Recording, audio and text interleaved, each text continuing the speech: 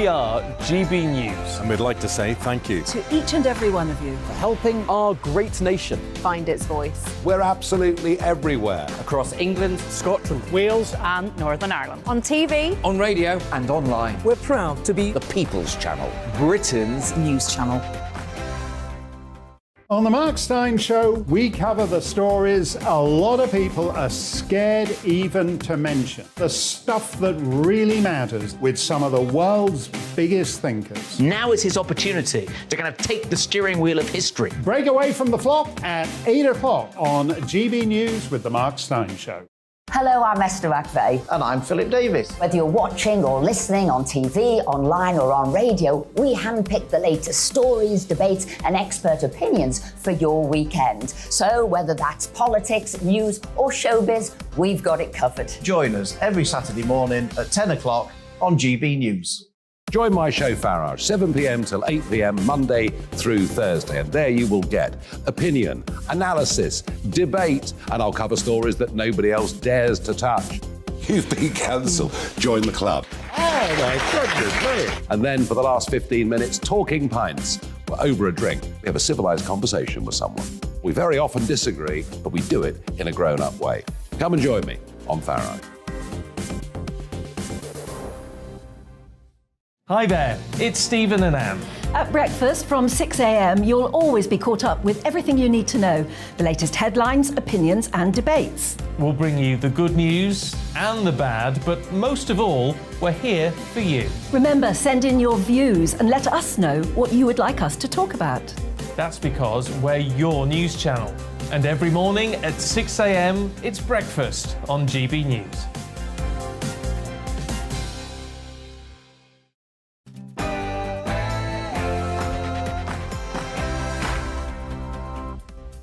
Welcome to Friday morning with me, Philip Davis, and Esther McVeigh on GB News. Hello, yes, we've got a cracking 2 hours lined up for you. The economy, immigration, Labour's massive 33-point poll lead. We're covering it all after these headlines with Rhiannon, so don't go away.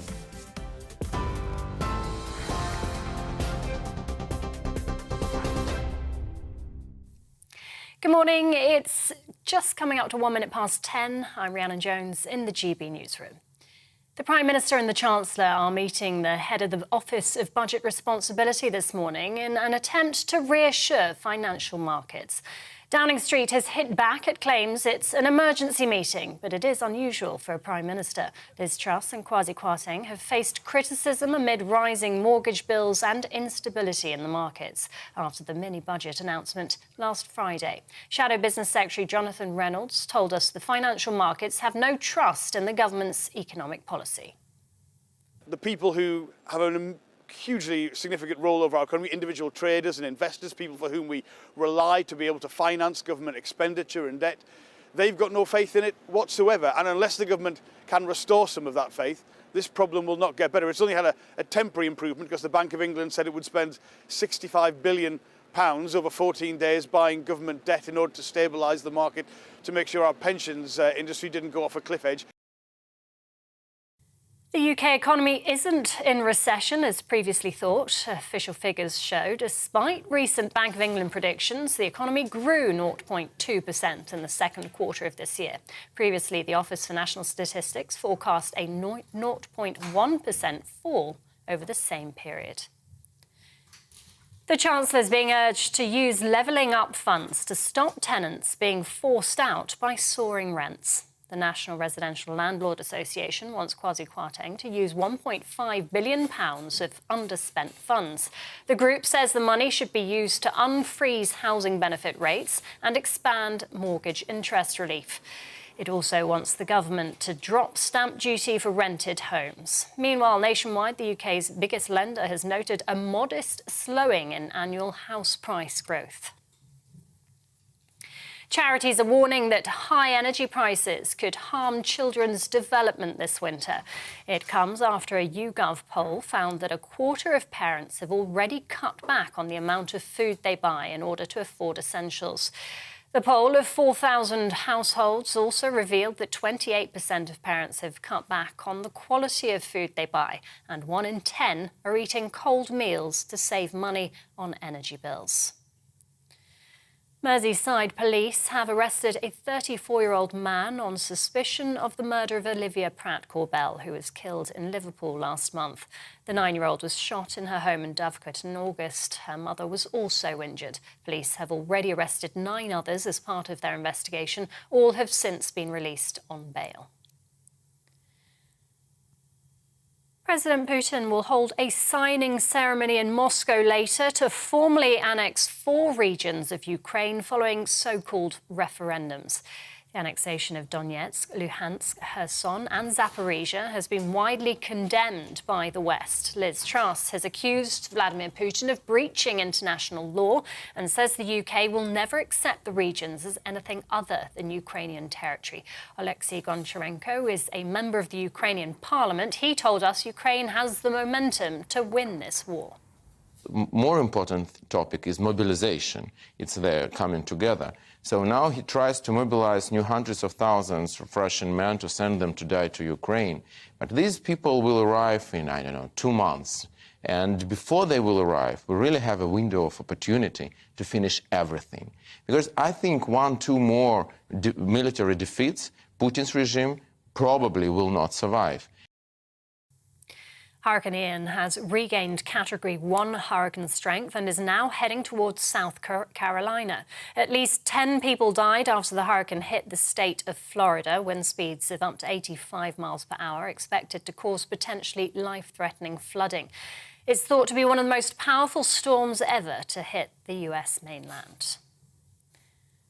A coroner is set to rule on whether social media contributed to the death of Molly Russell. The 14-year-old ended her life in 2017. The inquest heard how 13% of Instagram posts saved, shared or liked by Molly in the 6 months before her death were related to depression, self-harm or suicide.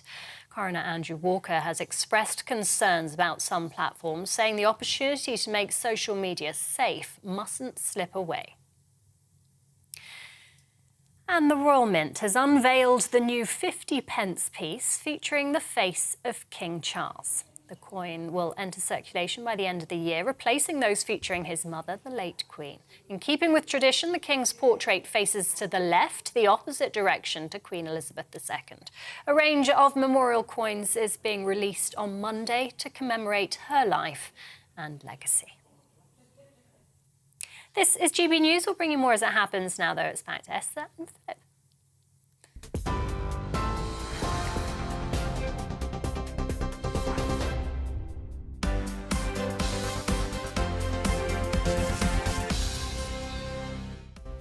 Hello, this is Friday Morning with me, Esther McVeigh and Philip Davis. We've got a great show lined up for you. So let's dive in. The Prime Minister and the Chancellor are meeting the head of the Office of Budget Responsibility this morning in an attempt to reassure financial markets off the back of last week's mini-budget.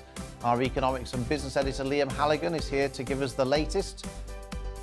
And did taking back control of our borders mean allowing higher levels of immigration from outside the EU? Or should we be far stricter? We'll be having a discussion on that, and we're keen to hear your views too.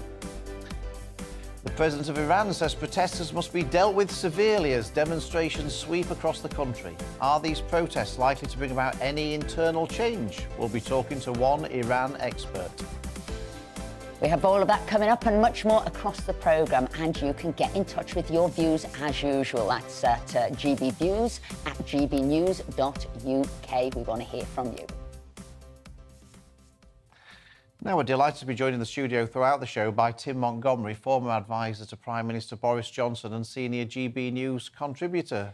Tim, well, there's one issue we cannot shy away from today. It's in all the papers there, and this is this new Labour lead of 33 points. So how did it all go so horribly wrong? What happened? And it's pinpointed to that mini-budget. What went wrong? How long have we got, Esther? Well, it didn't take long. It didn't take long for the lead to grow to 33 points. The one thing I would say is, that saying, "An Englishman's home is his castle," is an incredibly important one. And the British voters' attachment to their idea of property and their home is an incredibly big one. And in the last week, and we can analyse how it's happened and why it's happened, but in the last week, people have been very frightened about their ability to either buy a home or continue to afford their own mortgage, or for their own children to get onto the housing ladder. And the Conservative Party, through its actions, rightly or wrongly, we can blame the markets if we want to, but somehow the Conservative Party's got to a place where it looks like the Englishman's home castle is under threat. And if the Conservative Party is going to have any chance of beginning to unwind this massive 33% lead for Labour, somehow it has to get back on the side of homeowners. And I don't know whether it can do that, but that, in essence, why the change has been so seismic is we've gone as a party and threatened something so core to the identity of the British person, and particularly the type of person who votes Conservative. I guess the big question is that can the Conservatives get back? I mean, is this now beyond hope for the Conservative Party? Is this, as some people are saying, that what happened with the mini-budget was their ERM moment, where whatever happens afterwards, the party's poll rating just flatlines? Is that how you see it, or do you think that they can come back and win the next election despite these polls? Look, anything can happen in British politics these days, but one thing I would say to Liz Truss, if she's watching, is start playing by the rules. She stopped doing any TV interviews for a while. She thought she didn't have to be accountable. When she won the leadership, she didn't really appoint anyone from Rishi Sunak's side of the campaign. She built a government that's entirely of people that basically supported her. And then last week, they thought they could announce a mini-budget without doing any of the normal things that you do when you announce a financial statement. She's got to start realising there are certain ways of behaving and acting in politics that people follow for very good reason. And until she starts behaving again like that, I'm afraid these problems won't... We may not be talking about a 33% lead, we'll be talking about a 36, 37% lead. She is in very, very serious trouble. The Conservative Party is in very, very serious trouble. And it's got to start acting, at the very least, in a grown-up way again, which is it hasn't been doing. And it will make grim reading for her, because in some of the papers it's saying people are already wanting to have her gone by Christmas as the Prime Minister, bring somebody else in. I mean, is that for the birds? Look, the Conservative Party, you two know this better than me. She's meant to be protected for this year. Well, I just think the Conservative Party is a ruthless creature. And if the opinion polls are 20% behind for the Conservatives in, say, 6 months' time, the Conservative Party won't keep Liz Truss. She'll be got rid of, because there's no point in having a leader you're certain to be defeated. Look, I mean, is it realistic to keep changing? I mean, at this rate, we'll all have a go. I'll be having my turn for 1 week in, You and Esther could sort of swap March for a period. You'll get value for money there, won't you? For the price of one, I mean, what we need. I mean, is that realistic, or does that just then become a farce? I mean, I'm reading the paper here, page 5 today of the Eye, and it says one Tory MP says, "Bring back Boris." Oh well, that's already. That hashtag's already on Twitter, I think. At what point does it, however bad things are, at what point does it just become a farce where you're changing leader more often than you're changing your socks? Well, the Conservative Party may at some point have to decide whether it wants to be an absolutely trounce party or a joke party. You know, but I think it will take the gamble, if necessary, to dump Liz Truss in 6 months or whenever, perhaps sooner. You know, if this carries on, the party will be ruthless more quickly. But does she need to be ruthless ahead of that? I mean, when people say, well, maybe Kwasi should go, should she be ruthless to save herself? Will she do that? Well, the trouble is, we all really know that it wasn't just Kwasi Kwarteng's mini-statement last week. It was the Conservative leadership's mini-statement. This was as much Liz Truss's desired economic strategy as it was Kwasi's. So I think getting rid of him might bring some temporary relief. But really, there's only two people you could bring in to give instant credibility as Chancellor. Two people who've been Chancellor, Sajid Javid and Rishi Sunak. Rishi Sunak, I think, would be a step too far.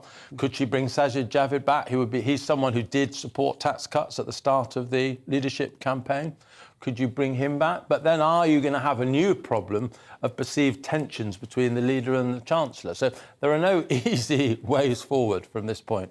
Thanks for the moment, Tim Montgomery there. But the Prime Minister Liz Truss will hold emergency talks with the head of the Office of Budget Responsibility after Chancellor's Kwasi Kwarteng's mini-budget continue to unsettle the financial markets. The Treasury Select Committee has now pushed for an economic forecast to be published a month earlier than normal to try to restore confidence in the markets. This comes as benefit payments are set to fall in real terms to try and save £5 billion of government spending.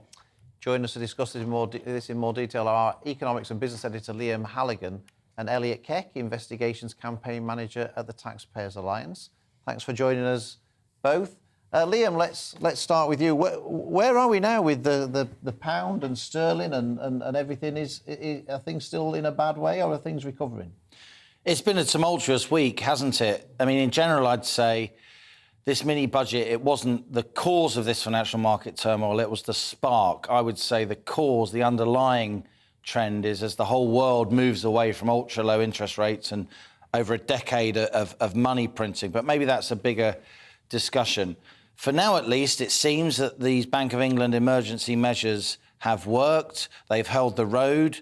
These are early days. But as we sit here now, Phil, the pound is stronger than it was before the mini budget compared to the dollar. It's up at $1.12 now. It went all the way down to $1.03 after, particularly in Asian markets, the pound was attacked overnight on Sunday and Monday morning. But even more importantly, even though sterling always grabs the headlines, the 10-year gilt yield is much lower. That is the market where the government borrows money. And the borrowing costs for the government, they then ripple out across the whole economy. If you're a mortgage holder or have personal debts or whatever. The 10-year gilt yield was up above 4.5% just after this mini budget, and it's now almost at 4%. So a significant reduction, which is good news, but I stress for now. Does it? I mean, did everybody overreact? That's what I want to know. Did the markets overreact? Did the commentators overreact? Did the media overreact? Have the voters overreacted? So I think a lot of the response to this mini budget was political and psychological rather than rational. But markets are often political and psychological and irrational. So once Liz Truss and Kwasi Kwarteng, and I completely agree with Tim Montgomery, this was a double act, a joint production.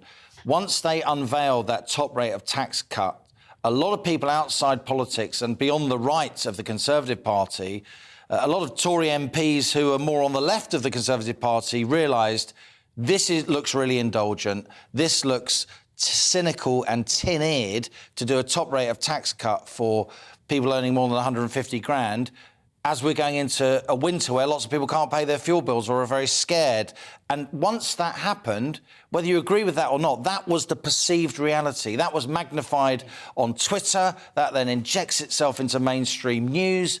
The currency markets can then see, hang about, the government's going to get an absolute kicking over the next few days. We can go short of the pound, place bets using derivatives to make money when the pound falls, and we can see if we can test the government's resolve. That's what happened. That is now unwinding as people understand these fiscal measures. Actually, we knew about almost all of them before the mini-budget. I'll bring Elliot in there. So, following on from what Liam said there, the party picked an unnecessary fight that it didn't need to have, and therefore did it lose its argument on reducing taxes? Well, I'd hope that one of the lessons of the last week is that the argument needs to be made, and it needs to be made a bit firmer. But as we said in our reaction to the mini-budget, this is a very, very taxpayer-friendly budget. It's the most taxpayer-friendly budget in a generation. But we also stress the point that if the Treasury doesn't get the cost of government crisis under control over the coming months and years, then it's entirely possible that this won't end happily. I mean, we have done modelling, which shows that the tax cuts in large part will pay for themselves. £100 billion improvement in GDP in the next 10 years as a result of the tax cuts.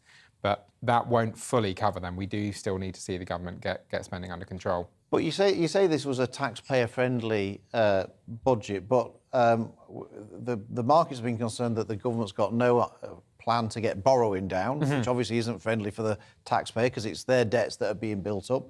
The Bank of England had to make a £65 billion intervention to stop pension funds from going under, so that was hardly friendly for the taxpayer. And as Esther said, we've now sort of given low tax as a bad name, really, by what's happened over the last few days. So do you not think that it wasn't really taxpayer-friendly as it's turned out? What will give low tax as a bad name is if over the next year, 2, 3, 4 years, this doesn't work and we don't see an improvement in growth. And what will particularly give low tax as a bad name is if the government doesn't show fiscal responsibility on the spending side of the ledger. But as long as they They bring spending under control, and they show serious programme of reforms. And as long as they couple the tax cuts with some more broader supply side reform, so for example on planning, then I think there is a real opportunity to unlock the growth that Liz Truss was hoping to unlock. Go ahead. I was going to say here, page 7, people who are trying to defend the government, so you've got Lord Hannon here, he's saying by how they've attacked this, by what they've done, they can probably never do meaningful reform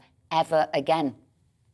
Well, listen, all we can say is that we hope that the Truss government holds its nerve on this. I mean, the reaction has been tough. That's obviously clear to see. But government by Twitter and government by the response of the commentators doesn't work. It leads to short-term thinking and short-term policy making, and we really hope that the Liz Truss government has the long-term in its sights. You mentioned spending cuts. What is it that you'd like to see cut from the government? Well, we've made a number of recommendations over the years. I mean, one easy one that you could do is bring public sector annual leave in line with the private sector, so they get 30 days on average. If you brought that into the line with the private sector to 25 days, that'd be a saving of about £5 billion within the next few years. So that's already a substantial cut. So that's just one thing that you could do. OK, some of us will be saying HS2. You're going to have to do big, chunky cuts on we tried fighting things that you didn't know. Well, we're going to have to carry on fighting that battle because you can't spend what you don't have. That was fundamentally what spoke the markets. Yeah, Liam, I just wondered why do the markets get so spooked? I mean, as somebody who doesn't, I mean, it seems illogical to me that sort of a tax cut for the highest rate, which is a maximum cost, it seems, of about £2 billion, and it may... The Treasury may even make money from it. Exactly. I mean, the last time the highest rate of tax was cut, it seemed to make money rather than cost money. So, yet, when the government was spending money, closing down the economy, spending £400 billion on COVID, printing money as if it was going out of fashion, the markets didn't seem to get spooked by that. I don't understand this, and I'm pretty sure many people at home won't understand it. So why does that happen? Because traders could see there was the political herd was shifting and moving, and the government was about to get battered by the Twitterati, by the commentariat, by almost all broadcasters, and they knew a mood would be created whereby there'd be a stampede out the currency, and that's what happened. And they do it because they can make money out of it. If it's very easy to go short if you're a currency trader. You make money out of the fall if you predict the fall. Yeah. So why wouldn't they? And yes, this isn't an ERM moment. To compare it with the ERM of 1992 is madness, because we're not in a fixed exchange rate mechanism, which we were then, that we can be pushed out of. On the other hand, there's a psychological ERM in the sense that looming is pound-dollar parity, which has never happened before. £1 equals $1. And if the currency markets can get us close to that, they will then seriously test the government's resolve. And they will test the Bank of England's resolve, even though the Bank of England would say, we haven't got an exchange rate target. That will be a political touchstone moment. Well, how about what Ken Clarke's saying? Because he's saying this is disastrous. No other sort of Conservative Chancellor would have ever have done a statement like this. And he's saying now they need to get on the front foot, basically, and do a statement in 2 to 3 days. Would this help for him to do a statement? There was no narrative beforehand. Everybody knows you've got to roll the pitch when you're doing such a seismic change. Would this help? Well, there was narrative. We knew she was going to do an energy price cap, right? The cost of the energy price cap depends on the cost of wholesale gas. The cost of wholesale gas is 50% lower now than it was a month ago. We knew about the reversal of the corporation tax rise and the national insurance rise. We knew about those things. What Kwasi Kwarteng should not have done is pulled out the big rabbit of the top rate cut and even the basic rate cut. As I said, you roll a pitch for something like that. He did too much. It was like a game of Plunky, put an extra couple of, I don't know, whizzy bonuses, whatever you thought, on top, and the whole I think that was a bit vain. But once that happened, it was clear that it was politically tin-eared, and the media was going to move against the government with attitude. And that's what the currency traders sensed, and they knew they could get in behind that general sentiment and make money from it. Liam, Elliot, thank you very much indeed, both of you, for joining us this morning. Now, coming up, did voting to leave the EU mean allowing more immigrants from outside the EU to come to the UK? We'll be having a discussion about that, plus much more, after this short break.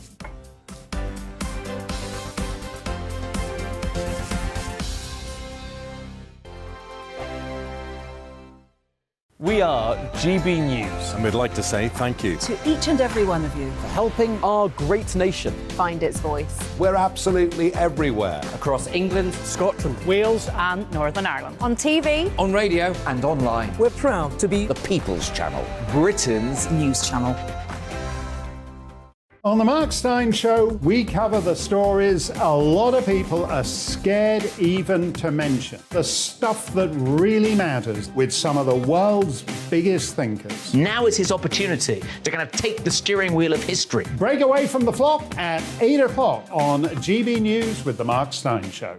Hello, I'm Esther McVeigh. And I'm Philip Davis. Whether you're watching or listening on TV, online or on radio, we handpick the latest stories, debates and expert opinions for your weekend. So whether that's politics, news or showbiz, we've got it covered. Join us every Saturday morning at 10 o'clock on GB News. Join my show Farage, 7 p.m. till 8 p.m. Monday through Thursday, and there you will get opinion, analysis, debate, and I'll cover stories that nobody else dares to touch. You've been cancelled. Join the club. Oh my goodness me. And then for the last 15 minutes, talking pints. We're over a drink. We have a civilised conversation with someone. We very often disagree, but we do it in a grown-up way. Come and join me on Farage. Hi there, it's Stephen and Anne. At breakfast from 6 a.m, you'll always be caught up with everything you need to know, the latest headlines, opinions and debates. We'll bring you the good news and the bad, but most of all, we're here for you. Remember, send in your views and let us know what you would like us to talk about. That's because we're your news channel. And every morning at 6 a.m, it's breakfast on GB News.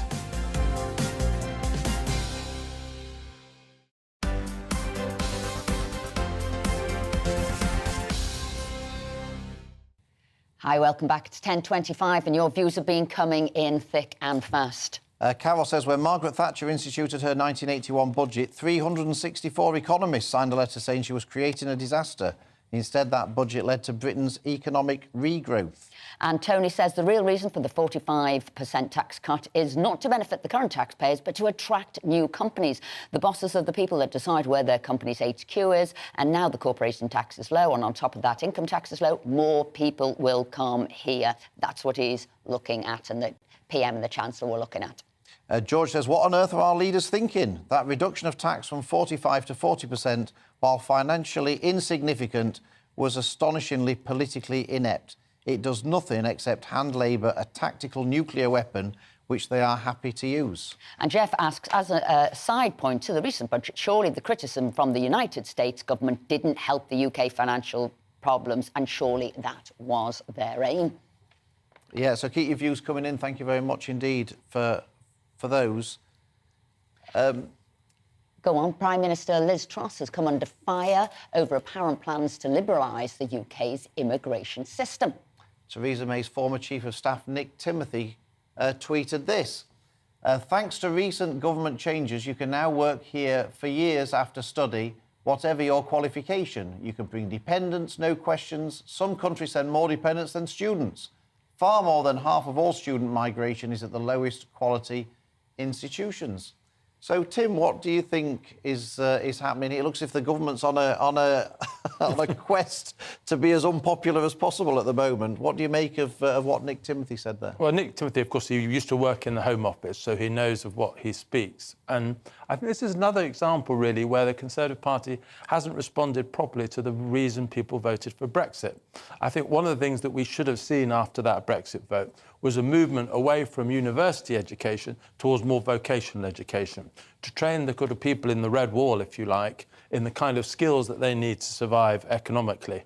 Rather than doing that, we're almost doing the opposite. We're inviting more students in to existing higher education and allowing them to settle in the UK, undermining those very people without the skills that we should be helping.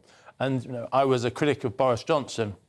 And on a day like this, when you see Liz Truss 33% behind, maybe bring back Boris is a good idea.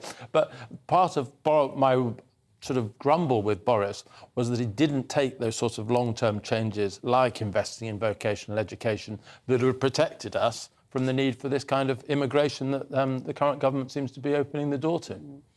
It's a fine balance, isn't it, getting everything right? And it seems to me that we've put our foot on the pedal for one thing and totally moved it from everything else. So lockdown, we took our foot off the pedal on spending, on people going to work, on giving out benefits. And now we're trying to drive the country forward. People aren't working. We've lost 1 million people from the workplace. And then the easiest thing to do is say, oh, well, let's bring everybody in. That seems to me where they're going. Absolutely. I think this is what I think probably frustrates a lot of people watching the programme, is we don't seem to have joined up government, whereby we are making decisions in the round and understanding how actually, you prepare for eventualities of the kind that we've seen after lockdown. So, I mean, some people say, look, Brexit was all about, it wasn't about stopping immigration, it was about having control over immigration. Yeah. And lots of businesses say, look, we're trying to recruit people, we can't recruit anybody. If you want to grow the economy, we've got to have some staff in order to grow the economy. So we need people coming in. That seems to be one of the arguments that, from what I read in the paper, the Prime Minister has been slightly persuaded by. Do you not think that's a reasonable argument? Well, I understand that, and I think it's absolutely connected with what Esther was just saying about lockdown. We know, for example, in the medical profession and other professions where we do have some skill shortages, people got used to working in a slightly slower pace, and lots of people have either taken less hours post-lockdown or they've left the professions altogether. That certainly happened in dentistry, for example. And so you can understand why we still need skilled immigration into this country. I think the quarrel people like Nick Timothy had in that quote that you just read out, Phil, is much more, why are we still allowing low-skill immigration into this country when we could be training up people in those jobs, our own people already here, who perhaps don't have enough money at the moment with their current jobs. We could be skilling them up and allowing them to take, better paid work. And then Wendy, one of our viewers, again, our views are coming in thick and fast today, have said, we've got to be tough on immigration. That's going to be, absolutely crucial. They also say, you've got to start thinking about getting those flights to Rwanda going. You've got to have a deterrent for the dinghies coming in. That was Wendy there saying, it's got to be grappled. Do you think people would accept more legal immigration if the government got to grips with these dinghies coming over from France and all the illegal immigration that seems to be concerning the public more and more? Potentially, but I think, back to this whole idea of joined up government, I think, people are very still anxious about the affordability of housing. And so even though they may be willing to accept some immigration to, fill shortages in our National Health Service, for example, I think any scale of immigration frightens people because they're already worried about their own children getting onto the housing ladder. And if you have more immigration competing for their extra housing, that's only going to make the situation worse. So it's the lack of a house building programme, I think, as well, that is one of the failures of the current government. And obviously the pressure it puts on the NHS and on schools, and that's the one thing thing after another. No, absolutely. Tim, thank you very much indeed. Coming up, as the Iranian president vows to crack down on demonstrations, we'll be asking, do the protests have a chance of bringing about reform? That much more after your latest headlines with Rhiannon.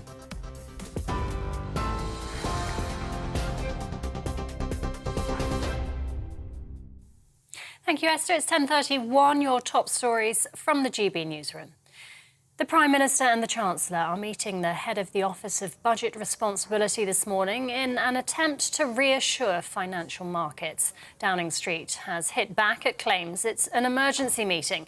Liz Truss and Kwasi Kwarteng have faced criticism amid rising mortgage bills and instability in the markets after last Friday's mini-budget announcement. Merseyside police have arrested a 34-year-old man on suspicion of the murder of Olivia Pratt-Corbell, who was killed in Liverpool last month. The 9-year-old was shot in her home in Dovecot in August. Her mother was also injured. Police have already arrested 9 others as part of their investigation. All have since been released on bail. President Putin will hold a signing ceremony in Moscow later to formally annex 4 regions of Ukraine following so-called referendums. The annexation of Donetsk, Luhansk, Kherson and Zaporizhia has been widely condemned by the West. Liz Truss says the UK will never accept the regions as anything other than Ukrainian territory. And the Royal Mint has unveiled the new 50p piece featuring the face of King Charles. The coin will enter circulation by the end of the year, replacing those featuring his mother, the late Queen. A range of memorial coins is being released on Monday to commemorate her life and legacy. TV online and DAB+ radio, this is GB News.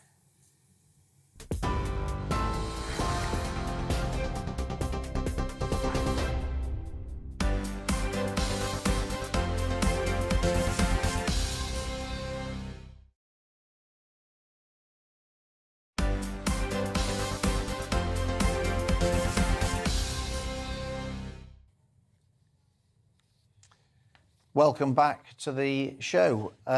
Here we've got some GB views here. I've got this here. Alan says there should be a 5-year moratorium on all immigration and a priority drive on training and reskilling our own workforce. And lots of support coming in for Liz Truss today. Janet says the Tory party is becoming a farce. I compare them to the Chelsea Football Club when they have just appointed a new manager and they don't get the results immediately, so they sack them. These are early days. The pound is recovering. There is a global problem with the markets. Liz Truss has behaved boldly and with courage, and she should be applauded. And John says, with Kemi Badenoch in the US, I believe the reduction in higher rate tax was deliberately designed to encourage new businesses to relocate here, therefore increasing tax revenue and employment in this country. That's why Biden spoke out against it. I'll be furious with the Tories if they don't back Liz Truss and if they plunge their party into chaos. And Andrew says, I'm a Tory voter. I'm appalled you're talking down Liz Truss. It's a political anti-Truss move. We want change and less government taxes. Support her and our country. Right, well, on to something else now. Demonstrations in Iran have spread to over 80 cities nationwide since the death of 22-year-old Mahsa Amini after she was arrested for unsuitable attire by the morality police, who enforce the Islamic Republic's strict dress code. Iranian state media said 41 people, including members of the police and a pro-government militia, have died during the protests, although Iranian human rights groups have reported a higher toll. Iranian President Ebrahim Raisi took a hard line, saying that the people who participated in the riots must be dealt with severely. Will these protests lead to any significant reforms, and is the Iranian regime vulnerable? Well, joining us now to discuss that is Dr. Roam Alvandi, Associate Professor of International History at the London School of Economics.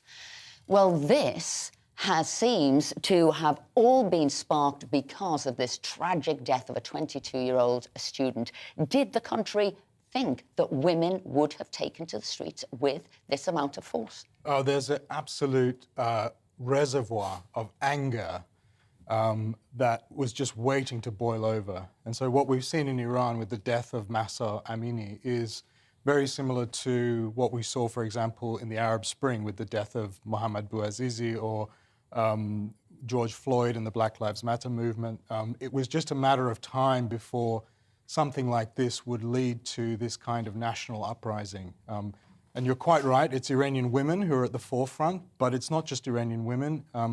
Men are in the streets, you know, shoulder to shoulder with them. It's in cities across the country, from the very north to the very south. So, and it's rippling across the world. It is rippling across the world. I think it's captured the imagination of the world, but it doesn't seem to have captured the imagination of our leaders here in Britain, who have been totally silent on what's going on in Iran. We haven't heard anything from Keir Starmer. We haven't heard anything from Liz Truss. And is that important? Do we need to hear this voice now? Absolutely. I mean, I think it would be great if Britain's third female Prime Minister would express solidarity with the protests in Iran. There's lots of things that the British government can do. There's a great deal of hesitation, I think, in Whitehall to actually intervene. There's a sense that, well, Britain was on the wrong side of history in the past, and so, you know, we should keep quiet because the Iranian government might use British intervention to smear the protesters. I think that's very misguided. We were on the wrong side of history. We supported a coup in Iran in 1953, but that was 70 years ago. And here's a chance for Britain to be on the right side of history. And people are paying attention. So I really do hope that Truss will speak up. Is this all about liberalism and women's rights, or is it a wider protest about, you know, the economic situation in Iran? We've seen so many protests over recent years. You'll remember the huge protests in 2009 following the presidential election in Iran, There have been protests over economic conditions in Iran, but this is something really quite different. The demands of the protesters are not just about reform, they're not just about compulsory veiling, they're not just about economic conditions. What they're calling for is the end of the Islamic Republic. What people in Iran want is a secular democratic state where people enjoy the basic freedoms that you and I take for granted here in the UK every day. Yeah. So what are the chances then of the government being toppled? I think we have to be patient. If the last revolution in Iran in 1979 didn't happen overnight, it took about a year. I think this is the beginning of the end, but the important thing is that the protests are sustained, the pressure on the government is sustained. What we're looking out for now is a call for a general strike across Iran. So if that happens, I think the regime is in real trouble. I just wondered, you mentioned that you thought that it didn't seem to be carrying as much attention with the British government as it should. What do you think the British government, other European governments maybe should be doing? Because, of course, they may be nervous and thinking that actually if we start interfering in internal Iranian matters, that might be counterproductive rather than helpful. Yeah, I understand that hesitation, but we really need to get over that. People are paying attention. Britain is a liberal democracy, and we have to stand up for our values in Iran. One thing that we could do is that the supreme leader of Iran, Ali Khamenei, has, believe it or not, a personal representative in London who spreads propaganda for the Iranian regime, and he is even subsidised by the British taxpayer. He received over £100,000 in money during the furlough scheme during COVID to keep his operation running. So I'd love it if the Home Secretary told him to pack his bags. OK, well, you heard that here. Pack your bags. That's what Rohan Albandi said. Thank you very much indeed for joining us today. My pleasure. Now, the inquest into the death of 14-year-old Molly Russell, who took her own life in 2017, is set to be concluded today. After her death, it was discovered that she had viewed disturbing content surrounding suicide and self-harm on sites like Instagram. Meanwhile, her family have since campaigned for tighter rules over social media content. GB News' Alice Porter is outside North London Coroner's Court for us this morning. What evidence have we heard from the inquest so far, Alice?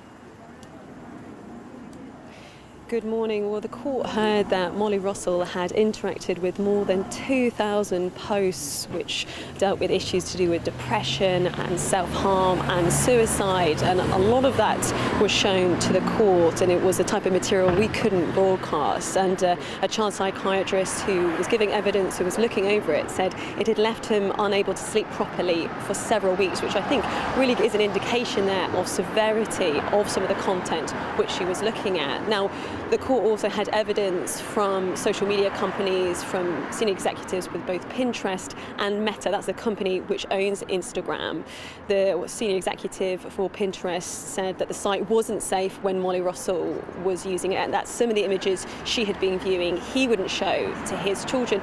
Although it was a slightly different tone from the senior executive for Meta, who said that the images that Molly Russell had been looking at were safe. That was completely refuted by the lawyer for Molly Russell's family, who said that the material that she'd been looking at was unsafe, and argued that it had been provided by social media companies, and argued that it contributed to her death. And that's very much what this inquest will rest on.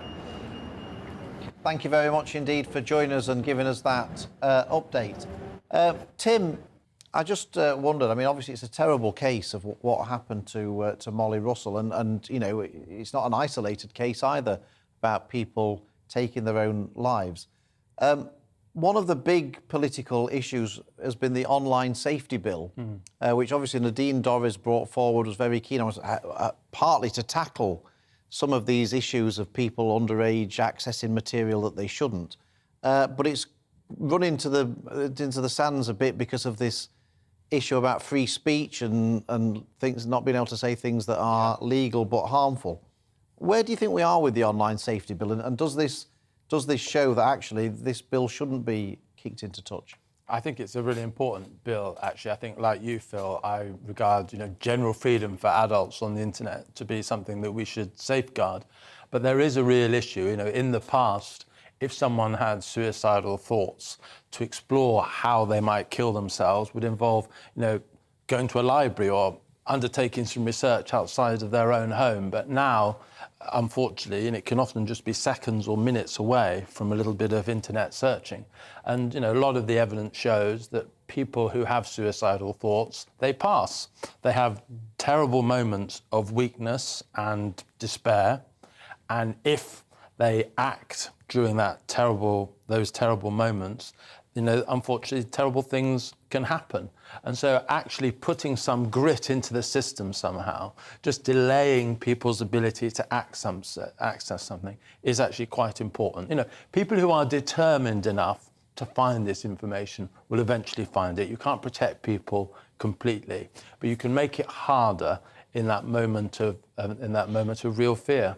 And Phil, I'd say it was true in the House. Whilst there was a concern about legal but harmful, if the bill had have been broken down into its component parts that everybody could agree with, and that was the protection of younger people, it would have gone through, would have been voted through straight away. I've never understood why it wasn't broken down, get it sorted, and the bit that was contentious, the wording wasn't quite right, delay that bit. I mean, lots of people were calling for that, weren't they? Yeah, I mean... do you think that's an option for the government? I think that would be very sensible. And sometimes I think departments, they like the idea of super bills.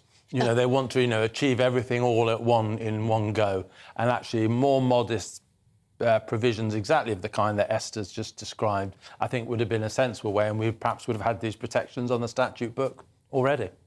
Yeah, well, I think we can all agree that something needs to be done to protect younger people from accessing this kind of content on the internet, but in a way which protects legitimate free speech. Yeah. Now, Ukrainian President Vladimir Zelensky will hold emergency talks today over his country's response to Russia's annexation of 4 Ukrainian regions. The Russian President Vladimir Putin will sign documents later today proclaiming Moscow's victory on territory where sham referendums took place earlier this week.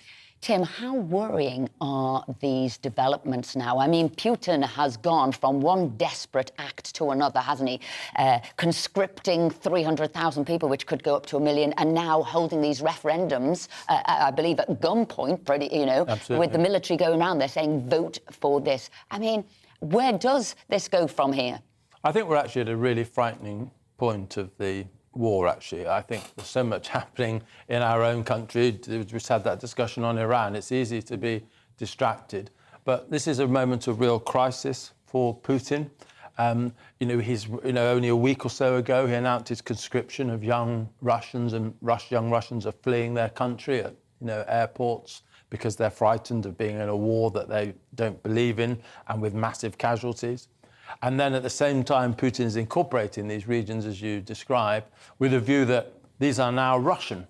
And anything that you attack that's Russian is legitimate for us to defend with all of our military capability.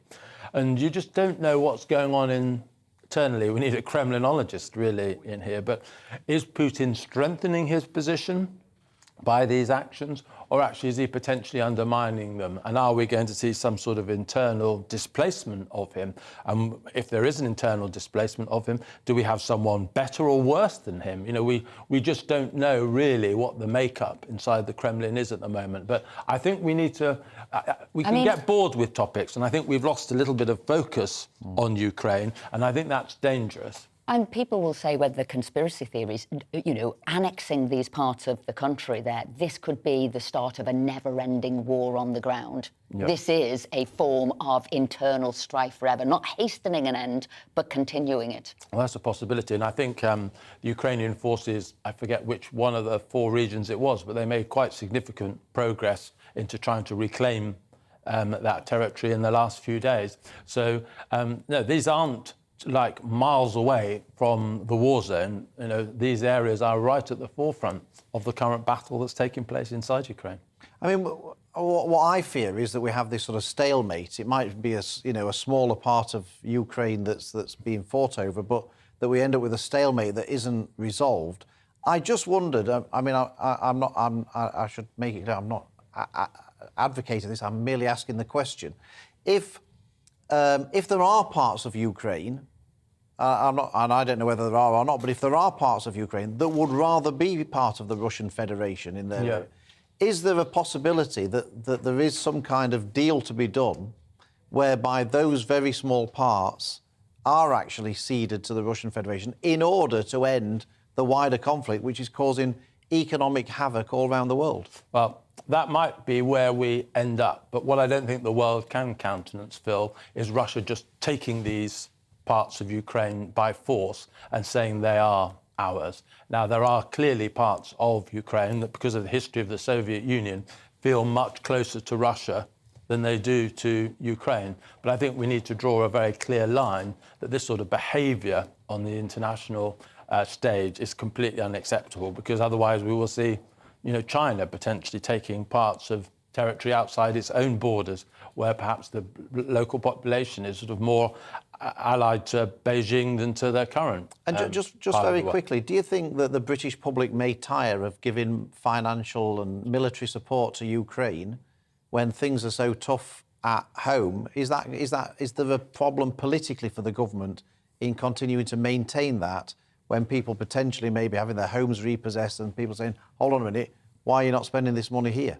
There is a real danger of that fatigue, but I think at the moment, and I'm proud of Britain in this regard, we generally stand by parts of the world which are being treated badly, we generally understand when there's a bully like Russia, we will stand with the person that bully is intimidating. But yeah, even the bulldog British spirit, has a limit to its patience, and I worry where that might be. But at the moment, there isn't a great deal of sign of that impatience, unless you're picking up amongst your constituents. Tim, thank you very much. You didn't answer that question. I think what you find is that with every subject, there are some people on different sides of the argument. That's always going to be. But equally, that's a very good shout out to our viewers, isn't it? Yeah. What is going to happen? What do you think? Absolutely. GBviews@gbnews.uk. Lots coming on today. We've got the immigration figures coming out later. We've obviously got the war in Ukraine there. So we want to hear from you. Now, the Premier League is back this weekend after what feels like a very long hiatus. It's Derby weekend with Arsenal versus Tottenham kicking off the North London Derby and Manchester United taking on the City there too. Now, we've got lots to get through with the World Cup coming up too, and with still so much football to play, how are they going to fit in all the games? Join us now is former professional footballer and Republic of Ireland international Simon Cox. Simon, thank you for joining us. First of all, this weekend with the Premier League back up, big derby games, London, Arsenal, Manchester United, Man City. Can Manchester United stop the Man City juggernaut? It'd be tough. It'd be very, very tough. Listen, I think with City the way that they are at the minute and Haaland in scintillating form, I think it'll be very tough. But United under Erik ten Hag are a decent outfit this year, which is making it exciting for the Premier League. They're hitting form at the right time, aren't they, Manchester United, to take on Man City? If it had been the first couple of games of the season, it probably would have been a cricket score. Yeah, I think, if you'd have taken it last year, this was an easy win for City. But I think Derby Day across the Premier League this weekend, form goes out the window in these situations. So it's a case of who can hold their nerve the better.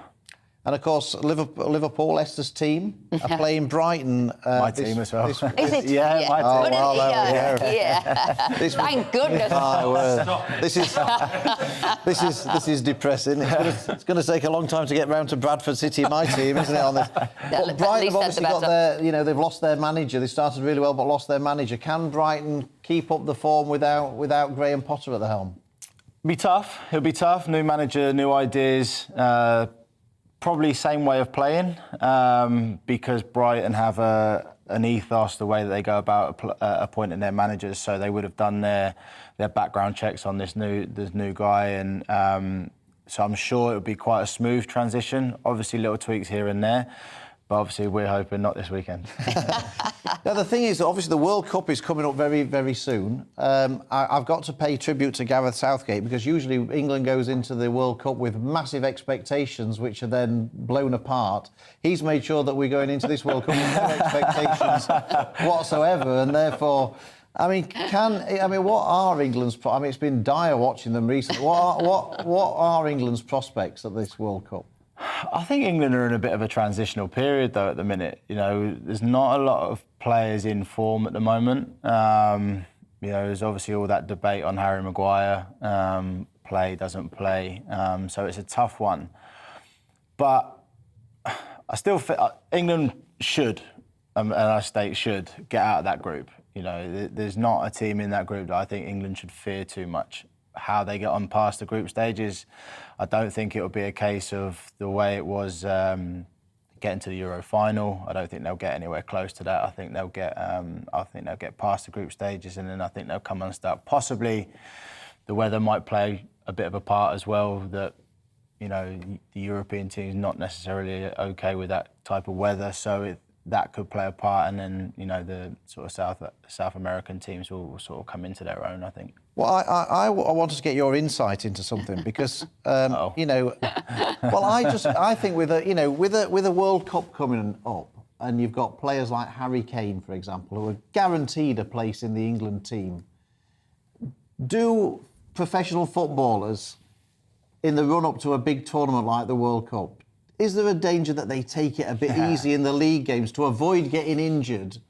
You know, they don't go in for a tackle that they might otherwise do so because they see the World Cup coming on the horizon. What's the mindset of players in there? No, not for people like Harry Kane. Sorry, he's a true professional. He'll play 100 miles an hour the way that he would do, regardless whether the World Cup was, you know, in December or whether it was in May, June, July, that time. So there might be a difference in mindset for the people that are on the fringes of getting into Gareth Southgate's squad, because again, you know, if they're on the fringes, they've got that opportunity whether they get in, if they steamroll, they go through tackles, or they start scoring goals, or they don't get injured, they can get in. But if they then go into tackles and they do get injured, then all of a sudden that then takes them out of the team. It might not change the performance for then the England game, but I always thought it might do for the transfer window, either going up a notch or not wanting to be injured as soon as you've arrived somewhere. So I thought transfer window would change performance. That was a knowing lie, I thought, if you don't mind me saying. No, it's always a question that people ask, to be fair, that,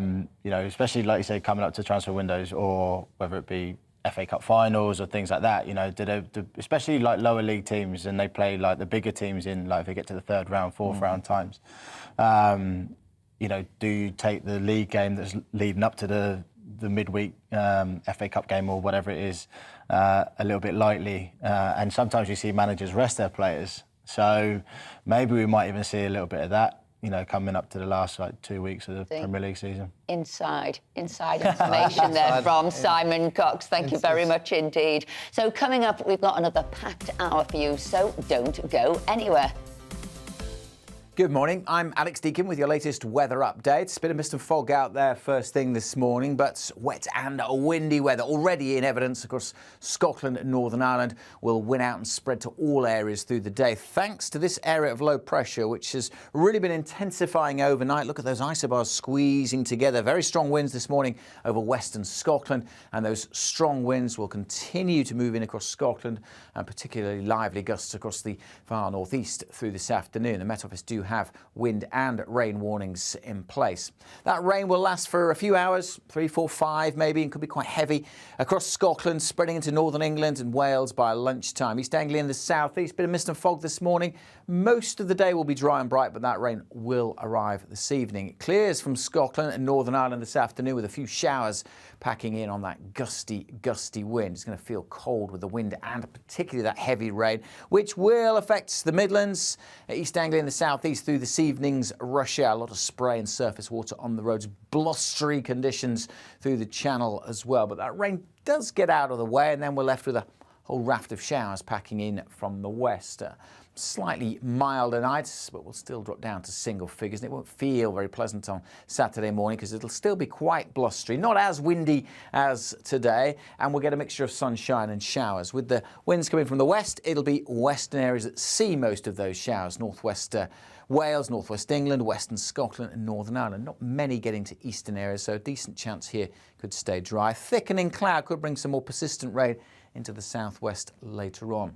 Temperatures maybe a touch higher than today's values. Feeling pleasant enough in the sunshine, out the breeze.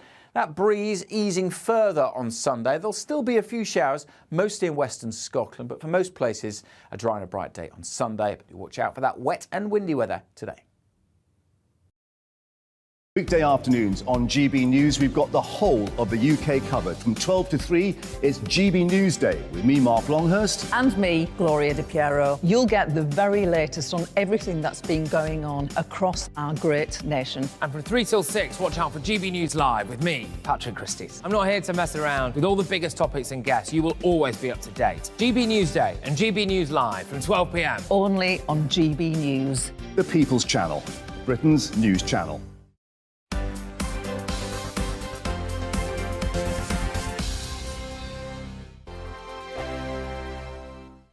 We are GB News. And we'd like to say thank you To each and every one of you. For helping our great nation Find its voice. We're absolutely everywhere. Across England, Scotland, Wales, and Northern Ireland. On TV. On radio. and online. we're proud to be The People's Channel. Britain's news channel. On the Mark Steyn Show, we cover the stories a lot of people are scared even to mention. The stuff that really matters with some of the world's biggest thinkers. Now is his opportunity to kind of take the steering wheel of history. Break away from the flock at 8 o'clock on GB News with the Mark Steyn Show. Hello, I'm Esther McVeigh. And I'm Philip Davis. Whether you're watching or listening on TV, online or on radio, we handpick the latest stories, debates and expert opinions for your weekend. So whether that's politics, news or showbiz, we've got it covered. Join us every Saturday morning at 10 o'clock on GB News. Join my show Farage, 7 p.m. till 8 p.m. Monday through Thursday. And there you will get opinion, analysis, debate, and I'll cover stories that nobody else dares to touch. You've been cancelled. Join the club. Oh my goodness me. And then for the last 15 minutes, talking pints. We're over a drink. We have a civilised conversation with someone. We very often disagree, but we do it in a grown-up way. Come and join me on Farage. Hi there, it's Stephen and Anne. At breakfast from 6 a.m, you'll always be caught up with everything you need to know, the latest headlines, opinions and debates. We'll bring you the good news and the bad, but most of all, we're here for you. Remember, send in your views and let us know what you would like us to talk about. That's because we're your news channel.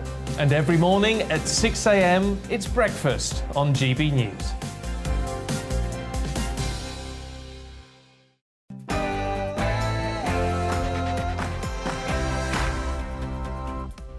Good morning. Welcome back to Friday Morning with Esther and Phil. We've got lots coming up this hour. We'll be joined by former Downing Street Chief of Staff to Theresa May to discuss comment he made this week about being politically homeless. We'll also be discussing an energy support bill set to be announced by the government over the weekend.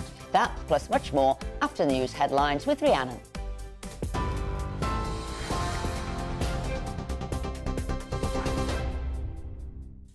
Esther, thank you. Good morning. It's 1 minute past 11. Your top stories from the GB newsroom. The Prime Minister and the Chancellor are meeting the head of the Office of Budget Responsibility this morning in an attempt to reassure financial markets. Downing Street has hit back at claims it's an emergency meeting. Liz Truss and Kwasi Kwarteng have faced criticism amid rising mortgage bills and instability in the markets after the mini-budget announcement last Friday.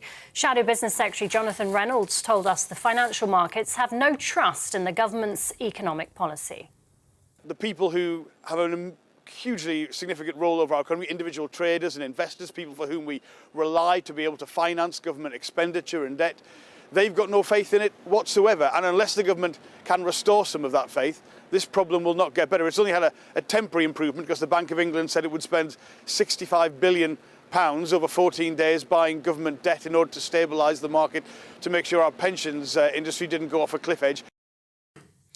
The UK economy isn't in recession as previously thought, as according to official figures. Despite recent Bank of England predictions, the economy grew 0.2% in the second quarter of this year.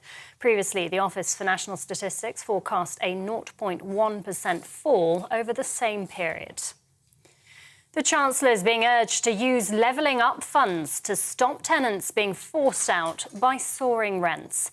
The National Residential Landlord Association wants Kwasi Kwarteng to use £1.5 billion of underspent funds. The group says the money should be used to unfreeze housing benefit rates and expand mortgage interest relief.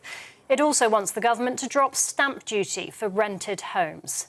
Meanwhile, nationwide, the UK's biggest lender has noted a modest slowing in annual house price growth.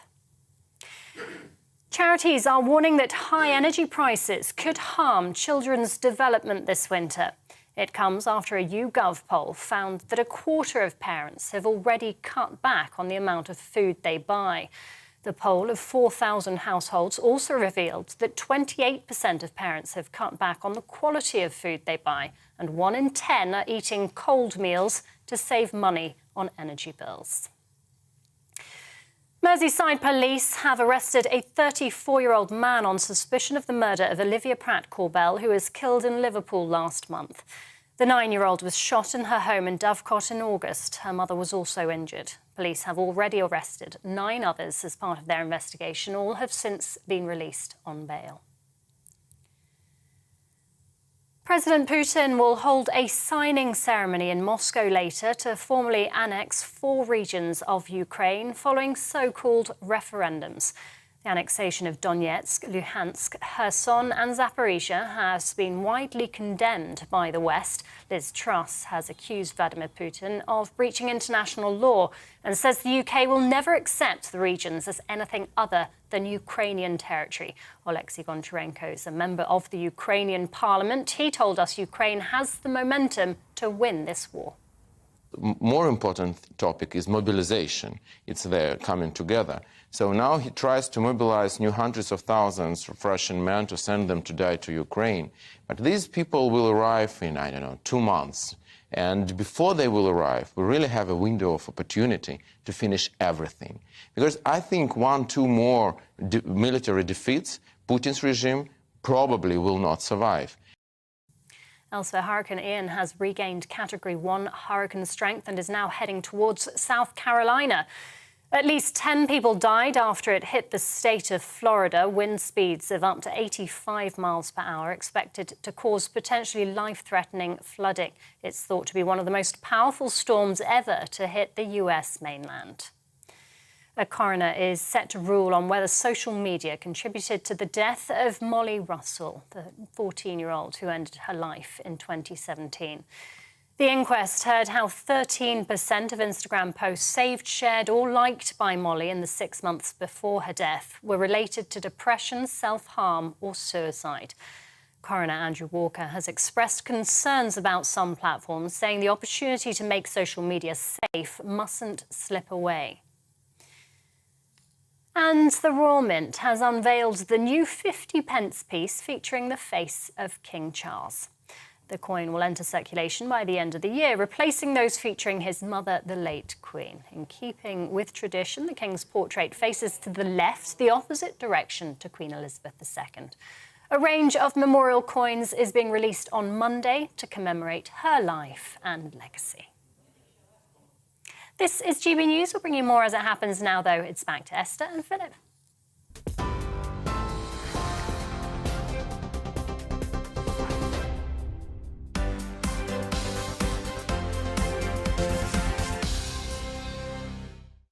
Hello again. Yes, GB News is the People's Channel. That means we want to hear from our viewers and listeners. And as ever, lots of you have been getting in touch. Lots about illegal immigration and all that. Colin says, hi, illegal immigration is the problem. Nothing has been done about it. Controlled immigration is acceptable within certain levels, but this will bring a revolt from voters unless the government get control. I've got Brian says a UK government that successfully addresses illegal immigration would be unassailable at the polls. And Kathy says there's a big difference between controlled immigration and illegal migrants. The people organising the illegal boats are laughing at us as we end up rescuing them from the channel. I haven't heard one government say anything about dealing with this problem. They all seem to skate around it. Thank you for that. Keep your views coming in thick and fast. Now, former Downing Street Chief of Staff to Prime Minister Theresa May has claimed he is politically homeless, saying he hasn't left the Conservative Party, but the Conservative Party has left him.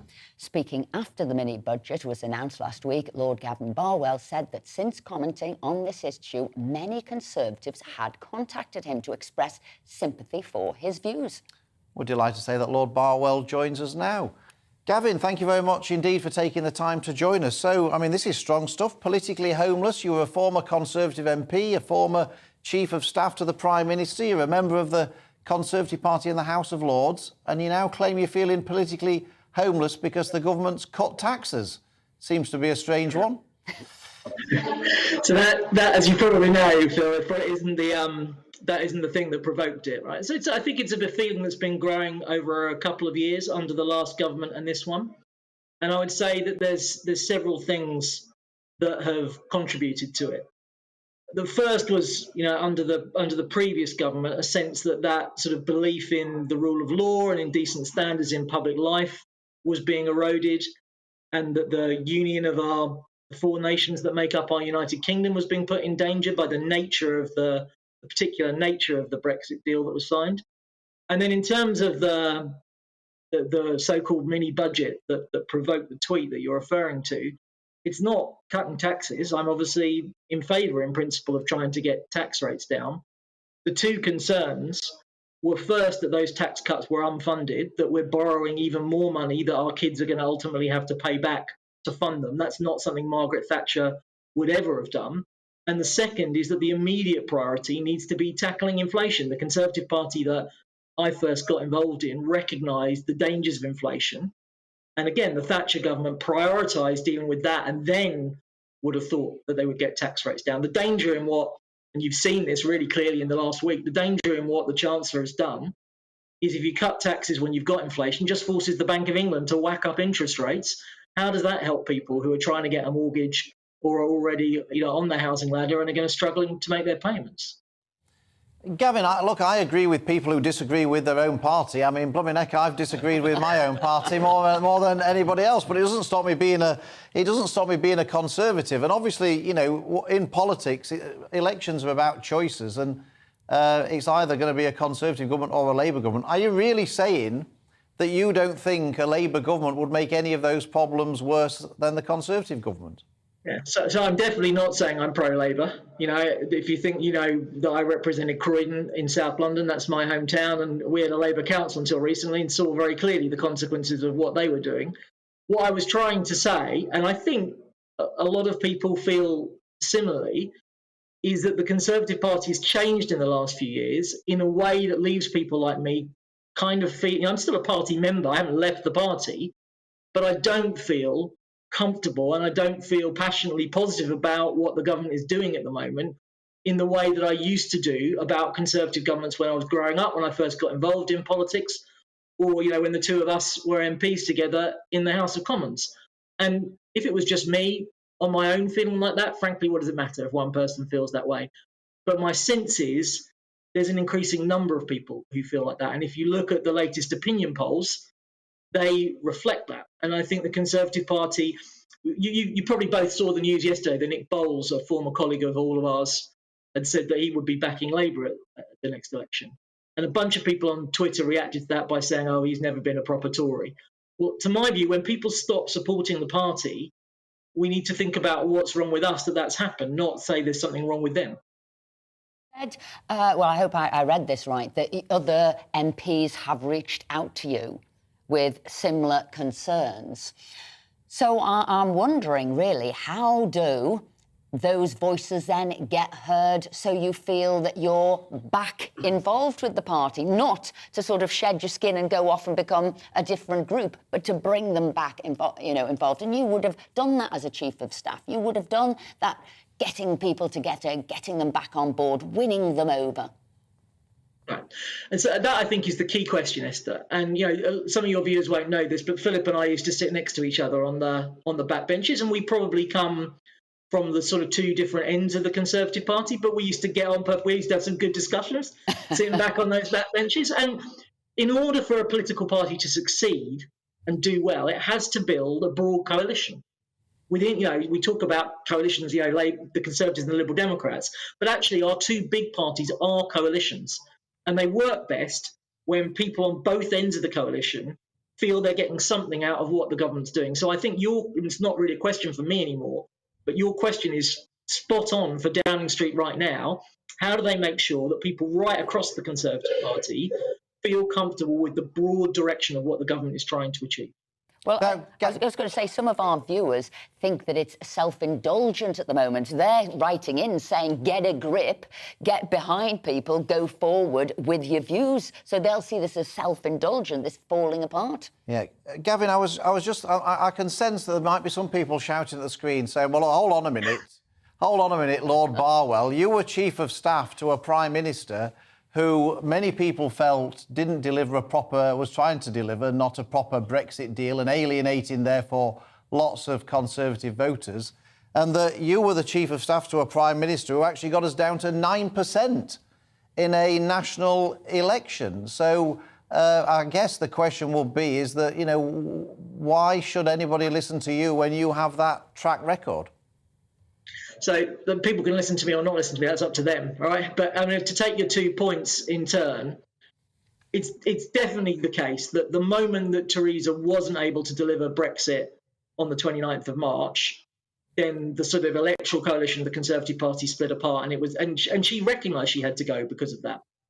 But up until that point, even after Chequers or after the deal was signed and after the meaningful votes had been lost heavily, the party was still polling pretty well at that point. So everyone can decide whether it's Theresa May's fault that she wasn't able to deliver Brexit, or you blame the people that wouldn't back her deal, right? And there's not a lot of point rehearsing that argument. But I think both of you would acknowledge that when I was in Number 10, we still worked really hard at trying to engage with people that took a different view than the Prime Minister on what kind of Brexit we should have. And I think that's always important for a party to do. I was frustrated that people wouldn't back her, but I recognised that the people that weren't doing so were doing so out of genuine conviction about the kind of Brexit that they wanted to see. Gavin Barwell, thank you very much indeed for joining us. We really appreciate your time this morning. Thank you. And Gavin's absolutely right. We did used to sit next to each other on the back benches, and we did used to have some cracking discussions. And even though we often disagreed with each other, but that's not unusual for you, Phil. No, I disagree. I tend to disagree with everybody. But Gavin is a great guy, and it is sad that he feels that way, because we did always get on. I was going to say he can't be politically homeless, because he is one of the nicest guys actually in politics. So he's got to get back on board, find a home with us again. Right. So Phil. Now around 130,000 low-income households across England could see bills slashed by around £400 to £700 a year as their homes receive energy efficiency upgrades through the government's latest Help to Heat funding. The announcement comes ahead of unprecedented government support, which kicks in this weekend, helping to protect households, businesses and public sector organisations from rising energy costs.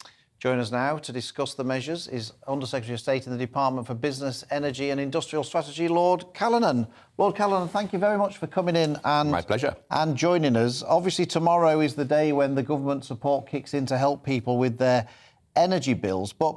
And hopefully you'll set out to us what people can expect. But before you do, the Prime Minister was heavily criticised, I think, yesterday for saying that nobody would pay more than £2,500 on their energy bills, which obviously isn't right. That's just an average payment, and it's the unit. So would you just like to just correct that, so to speak, and actually confirm what the price freeze actually is, so that people aren't confused? Yeah, this is an attempt to demonstrate that what the average family would pay. Now, clearly some people would pay less and some people would pay more. It is not, and to reiterate the point, an absolute cap on bills. If you use more, you will pay more. It is a cap on the unit price of gas and electricity. And that is alongside the Energy Bills Support Scheme payments of £400 to every consumer in the country, and that would be rolled out starting from tomorrow in payments of £67 a month over the next 6 months. And it's important to emphasise that is directly contributed on your bill. You do not have to apply for it. You do not have to reply to any of these scam texts that are going around. Nobody from the government or from Ofgem is contacting people directly and asking for your details. It is paid directly to the electricity supply and gas suppliers, and they will credit it to your I'm bills. glad you've cleared that up, because actually I've had a lot of people contacting me saying, how do I get this? Where is it coming from? So nobody should be contacting you. Ignore anybody contacting you. This will be coming direct to you. Thanks for clearing there it are up. a lot, unfortunately, of scammers around, and I've seen from MPs and others a lot of examples of their constituents who are confused by scam texts pretending to be from gov.uk, etc. The government is not contacting anybody directly on this. The support is delivered through the electricity and gas suppliers. Now, lots of people have said, look, the government should be doing more to insulate people's homes if you want to actually cut down on people's bills, and that the government aren't doing enough on that. What do you say to people who say that the government should be doing more on that? OK, well, we have a programme of investing in insulation home retrofits of about 6.6 billion over this spending review period, and you highlighted the latest tranche of that funding, which we released yesterday. And this is money that's going to local authorities, to housing associations and charities up and down the country, housing providers, under what's called the Social Housing Decarbonisation Fund, Home Upgrade Grant. They will be supplying retrofits to about 130,000 households across the country. And this is the latest in a rolling out programme of insulation retrofit upgrades.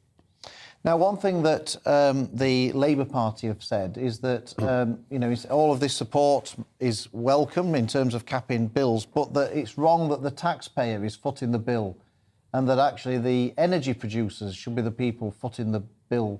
What do you say to that? Because I think lots of people would instinctively say, yeah, it should be the energy producers who are footing the bill.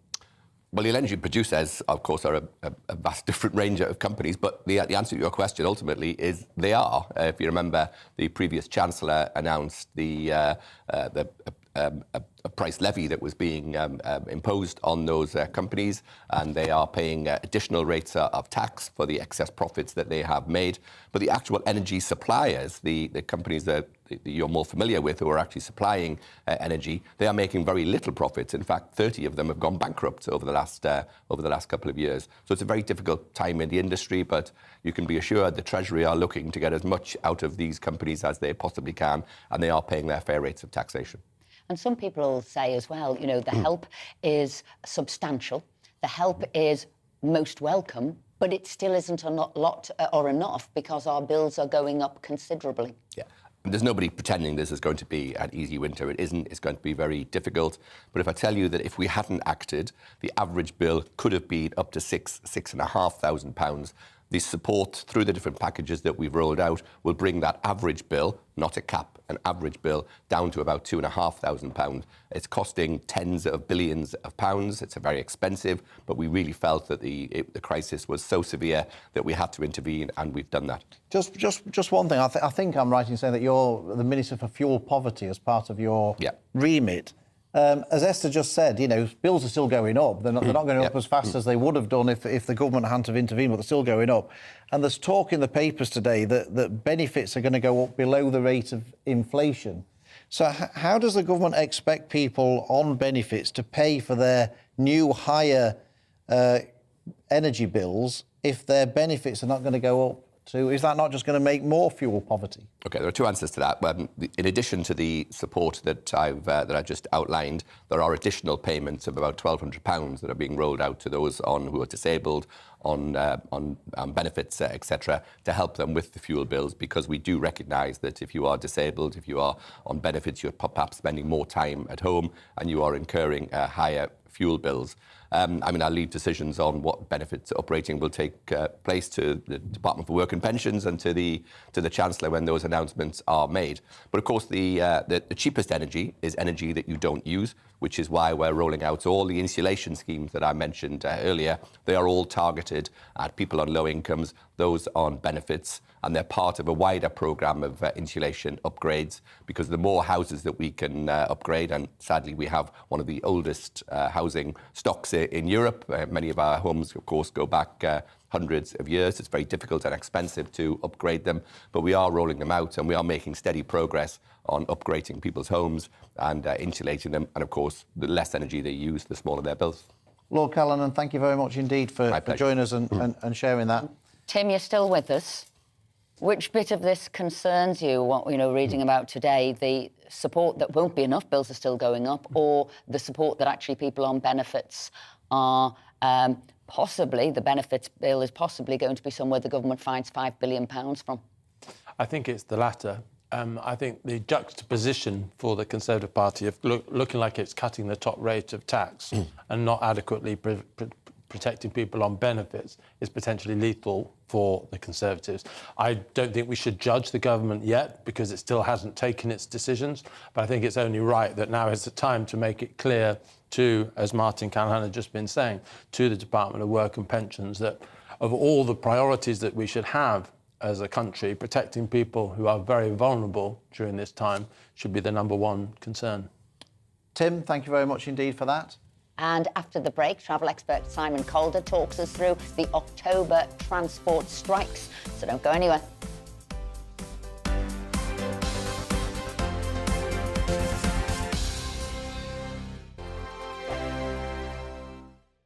We are GB News. And we'd like to say thank you To each and every one of you. For helping our great nation. Find its voice. We're absolutely everywhere. Across England, Scotland, Wales and Northern Ireland. On TV. On radio. And online. We're proud to be The People's Channel. Britain's news channel.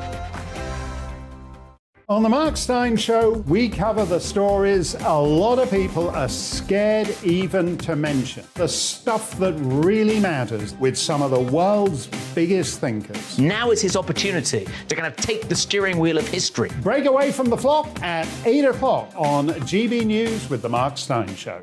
Hello, I'm Esther McVeigh. And I'm Philip Davis. Whether you're watching or listening on TV, online or on radio, we handpick the latest stories, debates and expert opinions for your weekend. So whether that's politics, news or showbiz, we've got it covered. Join us every Saturday morning at 10 o'clock on GB News. Join my show Farage, 7 p.m. till 8 p.m. Monday through Thursday, and there you will get opinion, analysis, debate, and I'll cover stories that nobody else dares to touch. You've been cancelled. Join the club. Oh my goodness me! And then for the last 15 minutes, talking pints over a drink. We have a civilised conversation with someone. We very often disagree, but we do it in a grown-up way. Come and join me on Farage. Hi there, it's Stephen and Anne. At breakfast from 6 a.m, you'll always be caught up with everything you need to know, the latest headlines, opinions and debates. We'll bring you the good news and the bad, but most of all, we're here for you. Remember, send in your views and let us know what you would like us to talk about. That's because we're your news channel. And every morning at 6 a.m, it's breakfast on GB News. I'm Dan Wootton. Join me Monday to Thursday from 9 to 11 for the feistiest and most fun news debate on TV, where free speech reigns. I'll bring you a sharp take on the day's biggest stories, bombshell newsmaker interviews, and A-list guests. And I guarantee you, no spin, no bias, no censorship, and no reason to go to bed. That's Dan Wootton Tonight, Monday to Thursdays from 9 on GB News.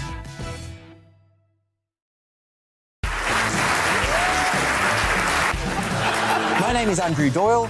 Join me every Sunday evening at 7 p.m. for Free Speech Nation. This is a show where we address current affairs and news stories of the week with the help of two wonderful comedian panellists. I brought in comics because I want to give it a lighter edge, and also they work for less.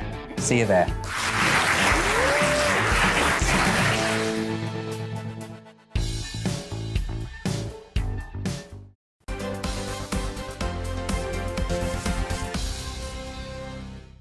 Welcome back. It's 11:26. Now, thousands of rail workers will go on strike in October as the summer of discontent rolls into the autumn. The industrial action, which is set to begin tomorrow, will see workers from East Midlands Railway, Great Western Railway, Greater Anglia, amongst others, striking over pay and conditions. So, to tell us more, we're delighted to be joined by travel journalist Simon Calder.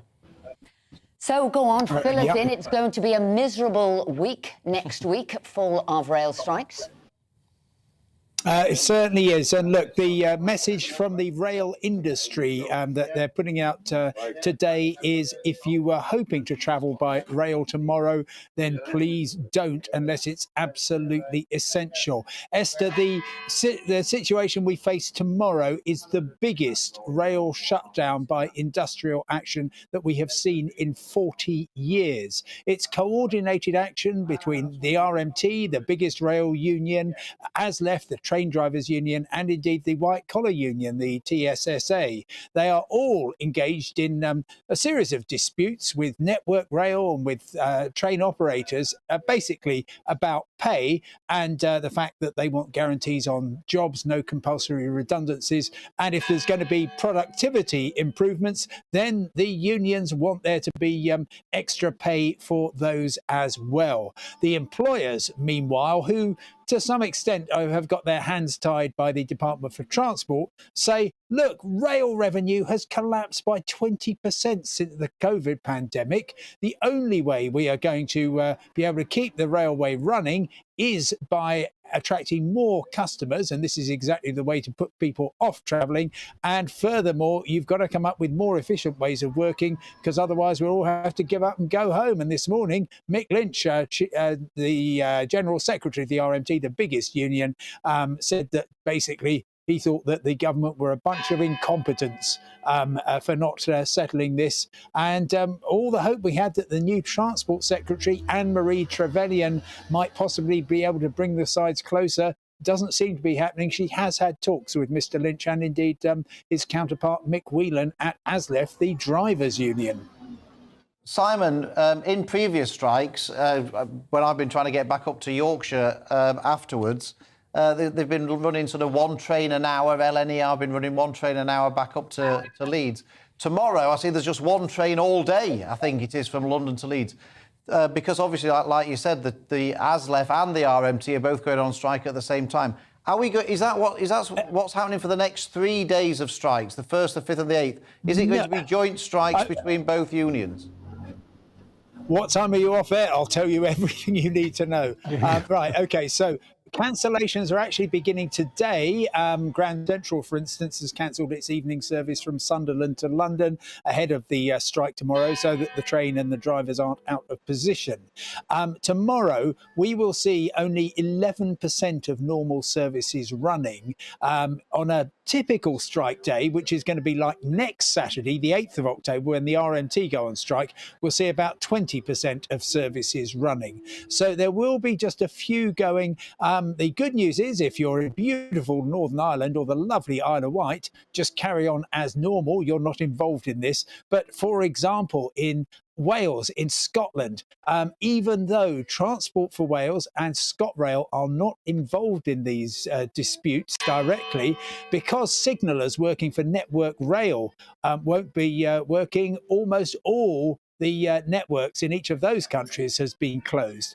Yes, they will try and keep some longer distance trains running, for instance, between London and Bristol. But then you've got another strike by train drivers only, working for 13 train operators. Pay attention, there's going to be a test later on the 5th of October. That's Wednesday. More strikes affecting Great Western on Thursday and Friday. Then on Saturday, that national rail strike again, but just the RMT this time, not the train drivers. And if you're in Scotland, you can look forward to a strike on the 10th of October, a week on Monday. That's the RMT union, but it's purely in Scotland. So basically, yeah, for the next 10 days, it's going to be a right old mess.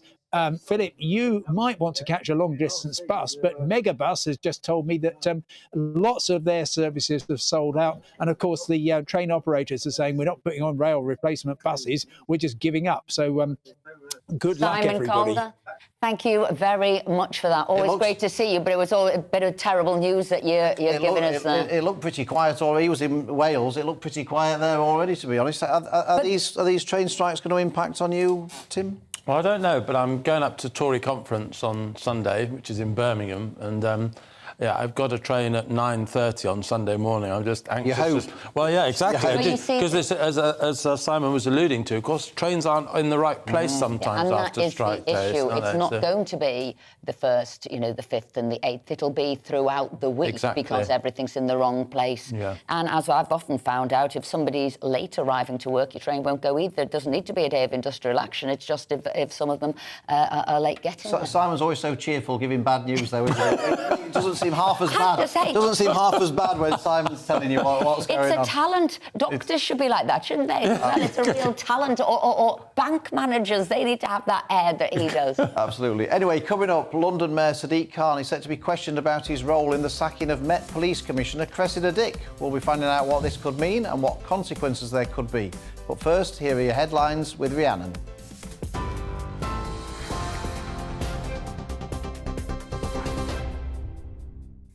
Thank you, Philip. It's coming up to 11:33, your top stories from the GB newsroom. The Office for Budget Responsibility says it'll deliver its initial forecast on the impact of the government's policies on October the 7th. It follows a meeting this morning with the Prime Minister and Chancellor in an attempt to reassure financial markets. Liz Truss and Kwasi Kwarteng have faced criticism amid rising mortgage bills and instability after last Friday's mini-budget announcement. Richard Hughes is the chair of the Office for Budget Responsibility. We saw the Prime Minister and Chancellor. We talked about the economic and fiscal outlook. We're going to be providing the Chancellor with an update of our forecast next Friday, and we'll set up a timetable for our forecast process next week. So it might be brought forward from the 23rd of November? No further comment than that. Thank you. And did you find her receptive to what you were saying? Did you find them receptive? Were they helpful? We'll be putting out a statement later on today. Thank you. Merseyside police have arrested a 34-year-old man on suspicion of the murder of Olivia Pratt-Corbell, who was killed in Liverpool last month. The 9-year-old was shot in her home in Dovecot in August. Her mother was also injured. Police have already arrested 9 others as part of their investigation. All have since been released on bail. Ukraine says at least 23 people have been killed and 28 wounded in a Russian missile strike in Zaporizhia. It's understood the missile hit a civilian convoy. The attack comes on the day President Putin is to hold a signing ceremony in Moscow to formally annex 4 regions of Ukraine following so-called referendums. It includes Zaporizhia. The annexation has been widely condemned by the West. Liz Truss says the UK will never accept the regions as anything other than Ukrainian territory. And the Royal Mint has unveiled the new 50p piece featuring the face of King Charles. The coin will enter circulation by the end of the year, replacing those featuring his mother, the late Queen. A range of memorial coins will be released on Monday to commemorate her life and legacy. TV online and DAB Plus Radio, this is GB News. Is back to Esther and Philip in just a moment. Don't go anywhere.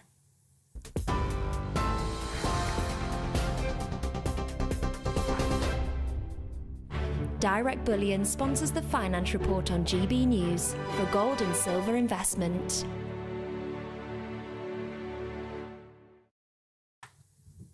Here's a quick snapshot of today's markets. The pound will buy you $1.11 and 1.37 euros. The price of gold currently stands at £1,166 per ounce.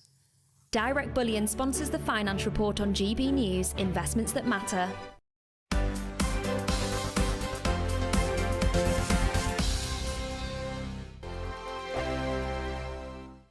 We are GB News. And we'd like to say thank you to each and every one of you for helping our great nation find its voice. We're absolutely everywhere. Across England, Scotland, Wales and Northern Ireland. On TV, on radio and online. We're proud to be the People's Channel, Britain's news channel. On the Mark Steyn Show, we cover the stories a lot of people are scared even to mention. The stuff that really matters with some of the world's biggest thinkers. Now is his opportunity to kind of take the steering wheel of history. Break away from the flock at 8 o'clock on GB News with the Mark Steyn Show. Hello, I'm Esther McVeigh. And I'm Philip Davis. Whether you're watching or listening on TV, online or on radio, we handpick the latest stories, debates and expert opinions for your weekend. So whether that's politics, news or showbiz, we've got it covered. Join us every Saturday morning at 10 o'clock on GB News. Join my show Farage, 7 p.m. till 8 p.m. Monday through Thursday, and there you will get opinion, analysis, debate, and I'll cover stories that nobody else dares to touch. You've been cancelled. Join the club. Oh my goodness me! And then for the last 15 minutes, talking pints over a drink. We have a civilised conversation with someone. We very often disagree, but we do it in a grown-up way. Come and join me on Farage. Hi there, it's Stephen and Anne.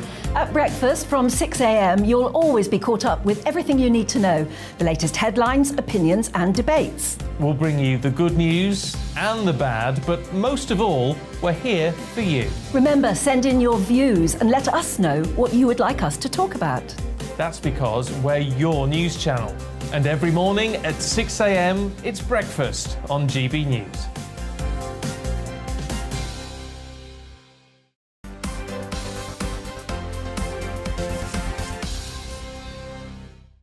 Well, welcome back to the show. It's 11:37. Lots of you have been getting in touch. Warren says if the Conservatives forced Liz Truss out, mainly because they didn't like how the members voted during the leadership election, then they deserve to languish in opposition for a decade. Wow. And Robert says we must continue providing full support for Ukraine as its war is ours. And in effect, Ukrainians are giving their lives for us all. And Harry agrees with that. The UK and the West must continue to support Ukraine for as long as it takes. Like most bullies, if we show weakness, Putin will be emboldened to land grab more of the former Soviet countries and trigger global conflict. And David says, beware alienation of Welsh, Irish and Scottish viewers. English hopes for success in football seems a bit one-sided. Well, we did actually have Simon Cox, who was a former international Republic of Ireland player. He should have brought that all together, shouldn't he? But fair point, David. And Graham says, Graham's not holding back. Graham says, I have felt discombobulated and politically homeless in recent years due to individuals like Barwell having influence within the Conservatives. He's a wet and represents everything Thatcher could not abide. That was after our interview with Lord Gavin Barwell earlier. Do you know what? I love the word discombobulated. Yeah. Thought it's one of those words. Thanks for saying that. I haven't heard it for ages, Graham. Thank you very much indeed. Now, London Mayor Sadiq Khan will answer questions from London Assembly members about his role in the resignation of Cressida Dick as Metropolitan Police Commissioner earlier this year. Refusing or failing to attend proceedings without a reasonable excuse is a criminal offence. Joining us to discuss the story further is member of the London Assembly, Sean Bailey. Sean, thank you very much indeed for joining us. Was there a need to summons the mayor to this thing? Could you not just have asked him to come along? I think, good morning, firstly, to you and your listeners. I think actually the Police and Crime Committee decided the seriousness of this happenings and what's going on really did need him to be summoned, because I think they want to draw a line in the sand and say, look, this is very serious. Londoners are concerned. You will attend.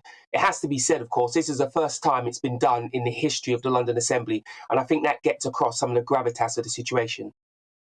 Now, won't many people in London be behind Sadiq Khan in terms of getting rid of Cressida Dick? I mean, she seemed to preside over a whole host of hopeless situations. The IOPC said that misogyny, discrimination, bullying and sexual harassment was happening throughout the ranks. We had Extinction Rebellion shutting down the roads and the police just sort of standing by and watching. We had the scandal over the Sarah Everard vigil. We've got knife crime going through the roof, and the Daniel Morgan inquiry where the Met said it was institutionally corrupt and that Cressida Dick was personally censured for obstruction. So wouldn't many people in London say, look, you know, Sadiq Khan was right to be getting shut of her. She was hopeless. If you are a supporter of Cressida Dick or not is not really the issue here. It's the way in which it was done.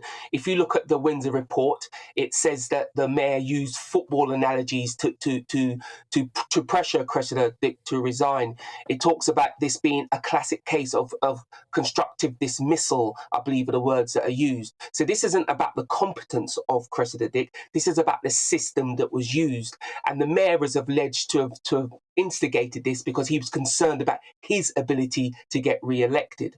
And of course, all of the issues you said, yes, Londoners have faced and have been concerned about, but of course the mayor is also responsible for them as well, because he's the Police and Crime Commissioner for London. And I think there's an idea that if Cressida had to go, that's fine, but where were you in this? What's your responsibility? And I think that's what the committee wants to get to the bottom of. Was the procedure followed? And it looks in doubt. I think that's a fair point, and I think the other point raised by was it felt like intimidation of Cressida to get rid of her. I think that's correct. I mean, she was given an hour to decide to resign or not. And if she didn't resign, then, of course, there would have been some kind of public furore. The mayor made that very clear. Now, for someone in that senior position, a job that's very important to all Londoners, to only be given an hour to resign, I think something needs to be looked at here. If the mayor wants the commissioner to resign, there is a protocol, and that certainly wasn't observed. This report is to be taken at face value, and I believe it's a very detailed and very well-written report and well-researched. We have to look at that, because of course the upside is the mayor had been undermining Cressida Dick for some considerable amount of time, and that left Londoners at danger. And there's no way that situation should happen and him not face the Police and Crime Committee. Remember, this is a committee made up not just of Conservatives, it's a cross-cutting of all the London representatives elected to the London Assembly, and they really want to ask the mayor, what was he playing at? What did he have planned? And does he agree with what he did? I think it'd be important for him to give his side of events, because, again, this is about the physical safety of all Londoners. Sean Bailey, thank you very much indeed for joining us today. Now, more than 500 foreign criminals and immigration offenders have been removed from the UK by the Home Office during September, according to new figures from the Home Office. This comes amid pressure on Prime Minister Liz Truss over plans not to liberalise the UK's immigration system. Here to discuss more on this is our Home and Security Editor, Mark White. What figures have you got for us, Mark? Well, 533 people have been removed on flights out of the country in the past month.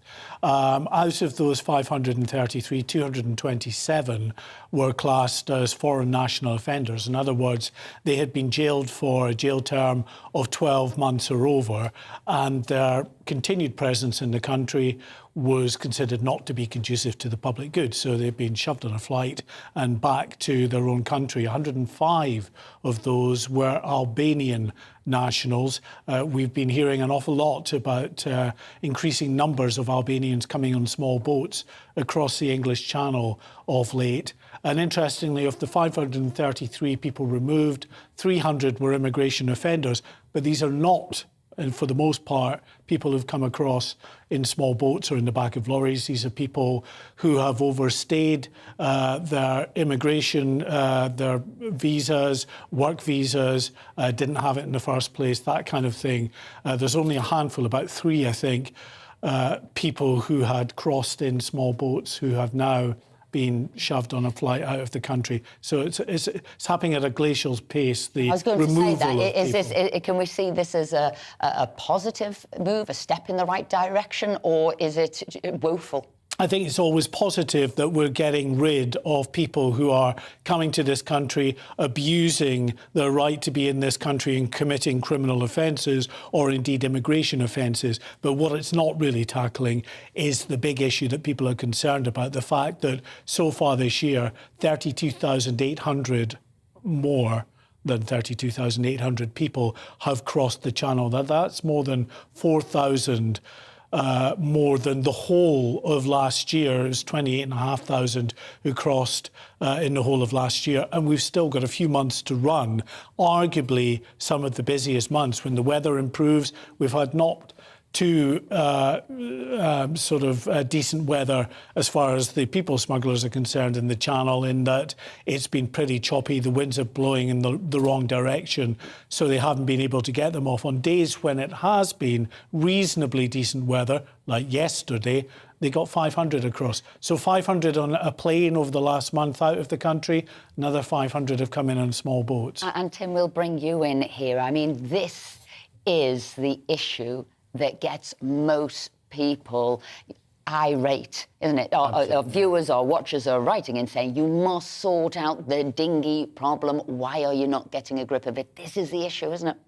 I think the idea that a country, a government isn't in charge of its own borders really does unsettle people. And earlier on we were talking about having perhaps more high-skilled immigration into our country. But the public's just basic tolerance for any kind of immigration is sort of undermined when we see pictures like we've just been seeing for those who are watching on television, pictures of people crossing the channel and, not being repelled or, stopped from coming into our country, but, welcomed in, put up in expensive hotels or forms of accommodation, and then sort of just disappearing into the country. And you're seeing it run like a business. Somebody's leading them, somebody's putting them on, somebody's getting together. It is on an industrial scale by these criminal gangs. Absolutely. And then when we try and have a policy to deport such people to Rwanda, lawyers and the courts find every possible way of frustrating that policy. And this is what I think really makes people's blood boil. Mark, people will be sat at home looking at these figures, I suspect, thinking, you've just talked about how many thousands are coming in on dinghies alone, let alone the foreign offenders that we have and other forms of illegal immigration overstaying. 500 a month seems to me to be pretty woeful in Esther's terms. Is this better than normal? Is it worse than normal? Is this par for the course? Is this... They were running into some problems with human rights appeals, which is still an issue, but they are, I think, removing more than they were historically, if we look back a year or two at the moment. But you can remove foreign national offenders, but as I say, when you're removing them at a rate of about 500 a month, and then yesterday alone, 500 people came in on small boats, on a good week, a few thousand people come across the channel on these small boats. And the government's policy in terms of trying to clamp down on this problem, we all remember it was in April that we had then Prime Minister Boris Johnson and then Priti Patel out in Rwanda announcing a three-pronged policy which included the Rwanda element of it, but also the Royal Navy taking command and control of the channel, and millions more for the French, as well as these centres like Linton-on-Ouse, where you could put them. All of that, including the Rwanda policy, is in disarray at the moment. None of it has been enacted, and we are not going anywhere anytime soon with Rwanda because of these legal challenges. But they are trying to open some more of those detention centres, aren't they? So they say, but they haven't done it. I mean, Tim, my constituent, the government say there's problems, and Mark's mentioned them with the Rwanda policy, the human rights thing. We've heard that Modern Slavery Act is causing problems for removing people. And my constituents, what they can't understand is how a government that's supposedly committed to dealing with all this, with a majority of 80 at the last election, doesn't seem to be making any impression at all. I mean, do you have anything positive to say about what? Not really, not really. Well, you were talking earlier to Gavin Barwell, talking about him being politically homeless, and his issue was sort of ideological with the Conservatives. I think my issue with the Conservatives at the moment is more just basic competence. The Conservatives have often been the dominant part. Well, they have been the dominant party in British politics, because when you want a job done, you get the Conservatives to do it. We're the party of business, the party of people who've been in the army, the party with basic understanding of how things work. When the Conservative Party fails to do basic things like secure the borders or repatriate people who have entered the country illegally, that's when people start getting angry. And Liz Truss needs to focus on a few things if she's going to get back in touch with the electorate, 2 or 3 big things, and deliver them. She does that, she has a chance of, bringing the Conservative Party back into the game. And also, I was going to say, it's not just sort of the UK, though. Reading the difficulties in America at the moment, where people, different states of different political parties, they're moving from one side of the country to the next to be let in. So they've got internal issues, like internal border issues with immigrants. Yeah, and on a scale that absolutely is vast in comparison to what we're seeing across the channel, although it is, of course, still a very significant concern, what is happening in the channel. We've heard lots of people calling for the ECHR, the European Convention of Human Rights, to be withdrawn. from our statute books, but it's difficult to do that. It's so intertwined with a lot of the law that we have in this country that to do that will take an effort and a willingness on the part of the politicians to do that, but certainly the public would want that. Mark White, thank you very much indeed. I'm wondering, Phil, if there could be inner sort of tensions now within the EU as you've got a new leader of Italy, you see what's going on in Denmark, maybe what Mark's talking about, that those internal moves might change. Well, we just need to sort it, no matter what everyone else is doing, we just need to sort it out ourselves, don't we? And I don't think we'll be forgiven if we don't. Now, a man who duped more than 8,000 people into investing in £226 million worth of luxury Caribbean holiday resorts in a scam is due to be sentenced today. 70-year-old David Ames enriched himself and his family to the tune of £6.2 million, paying his wife and son £10,000 a month, while thousands of victims lost their pensions and life savings. Our national reporter, Paul Hawkins, is outside Southwark Crown Court. What's the latest there, Paul? Yeah, Esther, we've been hearing from the defence providing mitigating factors to the judge who currently is deciding on the sentence for 70-year-old David Ames, who in August, following a trial, was found guilty of 2 counts of fraud by position of trust. Now, that followed a serious fraud office investigation, and as you say, they discovered that his company Harlequin committed fraud that affected several thousand people over an 8-year period from 2005 to 2013, fraud totalling £226 million. Now, effectively, what happened was that the company sold properties, luxury properties in the Caribbean to investors. It took a 30% deposit. Half of that was pocketed by Harlequin for sales and administration. The other half of the deposit was put towards construction. Now, the company said that there was external financial backing to then build the other 70% of the cost of the property. The problem was there was no external financial funding. So effectively, what the company was doing was having to take 3 investors' deposits to then fund the building of one property. Now, clearly that model was not sustainable, and by 2013, when they went into administration, Harlequin had sold around 9,000 units, but only 200 had actually been built. So out of 8,000 investors, over 99% of them saw no return on their investments. Thousands of investors lost £398 million. Yeah? Can I just stop you there? Because we've got to go now to some breaking news about the Molly Russell case with Alice Porter, and we'll come back to you a little bit later on. So, Alice, over to you.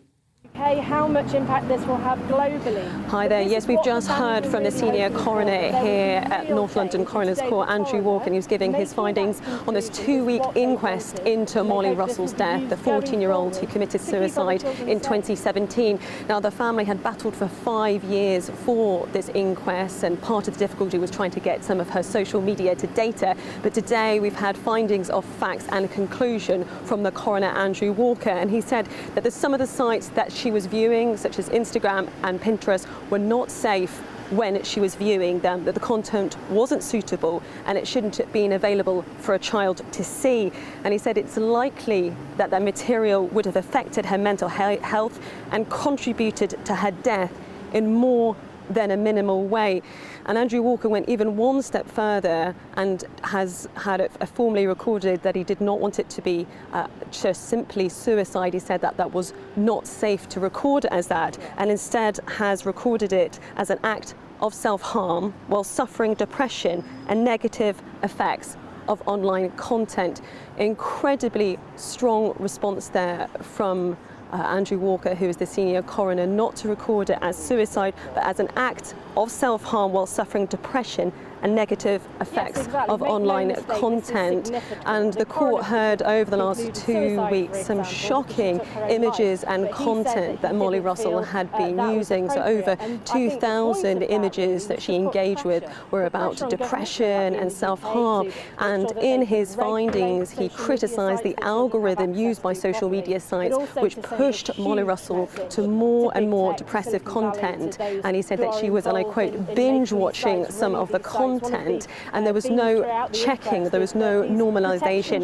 If anything, it made her feel that it was normal content. This is very much a watershed moment, and very much a landmark case. Never before has a 14-year-old's social media been analysed so closely, and to have the findings that have concluded this inquest by Andrew Walker is really extraordinary and could have profound consequences for social media companies. Alice Porter, thank you very much indeed for that. That's all from us today. Philip and I will be back at 10 o'clock tomorrow, but now it's your weather.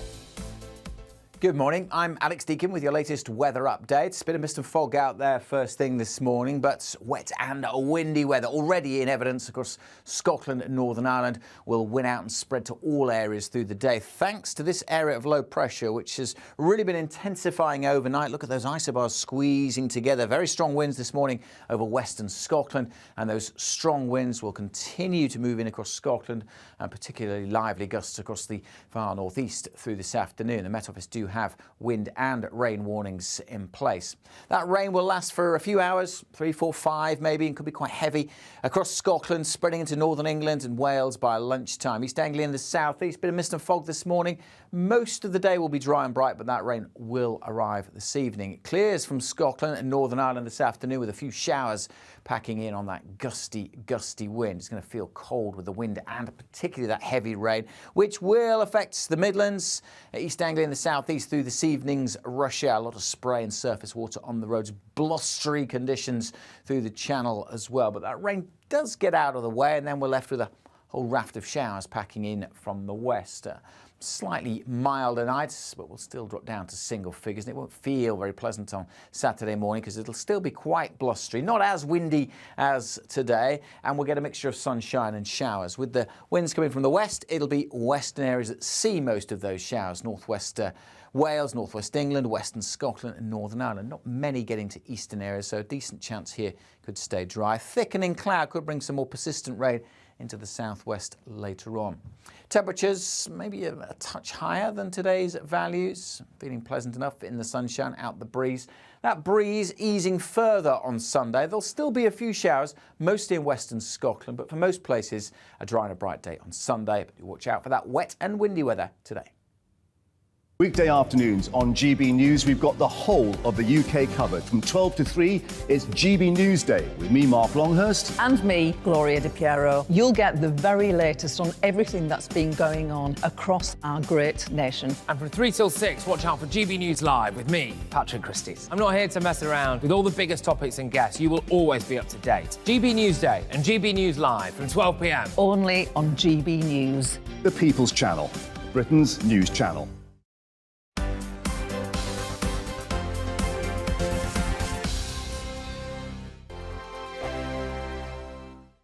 We are GB News. And we'd like to say thank you to each and every one of you for helping our great nation find its voice. We're absolutely everywhere. Across England, Scotland, Wales and Northern Ireland. On TV, on radio and online. We're proud to be the People's Channel, Britain's news channel. On the Mark Steyn Show, we cover the stories a lot of people are scared even to mention. The stuff that really matters with some of the world's biggest thinkers. Now is his opportunity to kind of take the steering wheel of history. Break away from the flock at 8 o'clock on GB News with the Mark Steyn Show. Hello, I'm Esther McVeigh. And I'm Philip Davis. Whether you're watching or listening on TV, online or on radio, we handpick the latest stories, debates and expert opinions for your weekend. So whether that's politics, news or showbiz, we've got it covered. Join us every Saturday morning at 10 o'clock on GB News. Join my show Farage, 7 p.m. till 8 p.m. Monday through Thursday. And there you will get opinion, analysis, debate, and I'll cover stories that nobody else dares to touch. You've been cancelled. Join the club. Oh, my goodness me. And then for the last 15 minutes, talking pints. Over a drink, we have a civilised conversation with someone. We very often disagree, but we do it in a grown-up way. Come and join me on Farage.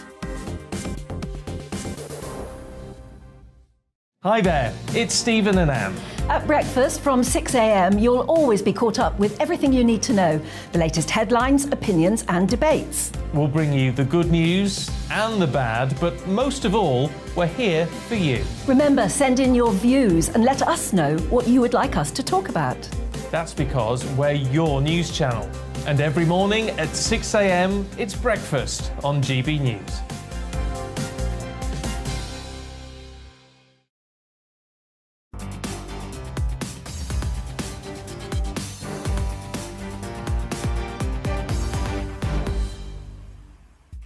Hello and welcome to GB Newsday with me, Alastair Stewart.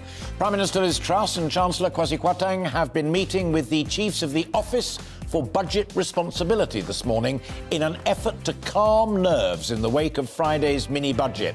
Basically, the OBR are saying, show us your workings. In the markets, calm inches in as this morning the pound hit a week high and the ONS redid their own sums and showed that we are not in a recession yet. Rather than the fall that they first reported, the UK economy actually grew a little bit in the 3 months to June. We will try to help you make sense of it all. And also the war in Ukraine reaches another significant landmark as Putin signs the deeds of ownership of what he's stolen after sham referenda were held over the week. All of that and more after the very latest headlines.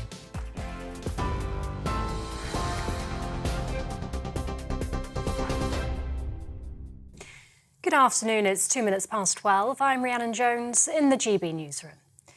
The Office for Budget Responsibility says it'll deliver its initial forecast on the impact of the government's policies on October the 7th. It follows a meeting this morning with the Prime Minister and Chancellor in an attempt to reassure financial markets. Liz Truss and Kwasi Kwarteng have faced criticism amid rising mortgage bills and instability after last Friday's mini-budget announcement. Richard Hughes is the chair of the Office for Budget Responsibility.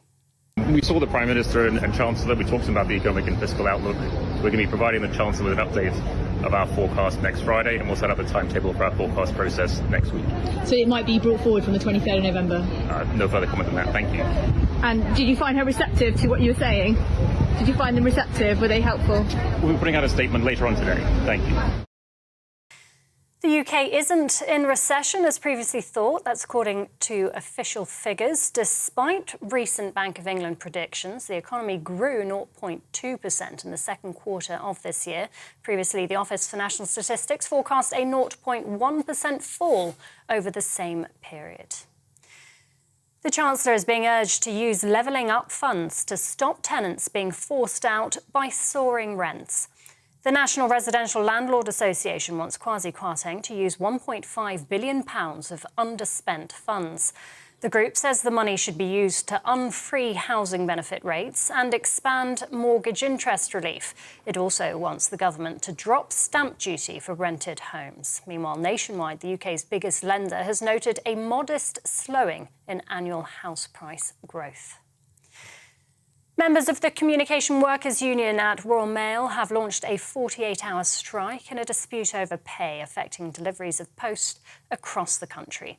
Around 115,000 workers are taking part in the industrial action, the biggest strike of the year so far. Talks between the two sides have failed to make any progress. Midlands Regional Secretary Mark Harper says some workers are struggling to feed their families.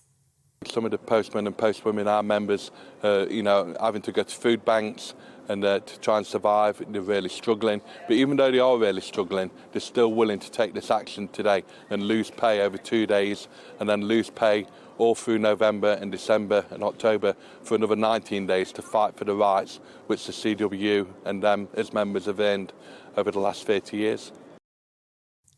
More than 500 foreign criminals and immigration offenders have been removed from the UK by the Home Office during September. Those removed include 105 Albanians and 26 Romanians. The offenders were convicted of crimes including sexual and violent offences with combined prison sentences of more than 337 years. Home Secretary Suella Braverman says the government is taking a zero-tolerance approach to anyone who comes to the UK and breaks our laws. Ukraine says at least 23 people have been killed and 28 wounded in a Russian missile strike in Zaporizhia. A crater can be seen where the missile hit overnight on the outskirts of the southern city. It's understood it struck a civilian convoy, the vehicles packed with belongings, blankets and suitcases. Russia denies deliberately targeting civilians. Well, the attack comes on the day that President Vladimir Putin's holding a signing ceremony in Moscow to formally annex 4 regions of Ukraine, including Zaporizhia. It follows the so-called referendums widely condemned by the West. Liz Truss says the UK will never accept the regions as anything other than Ukrainian territory. Alexei Goncharенko is a member of the Ukrainian parliament. He told us Ukraine has the momentum to win this war. More important topic is mobilization. It's there coming together. So now he tries to mobilize new hundreds of thousands of Russian men to send them to die to Ukraine. But these people will arrive in, 2 months. And before they will arrive, we really have a window of opportunity to finish everything. Because I think 1-2 more military defeats, Putin's regime probably will not survive. The Royal Mint has unveiled the new 50p piece featuring the face of King Charles.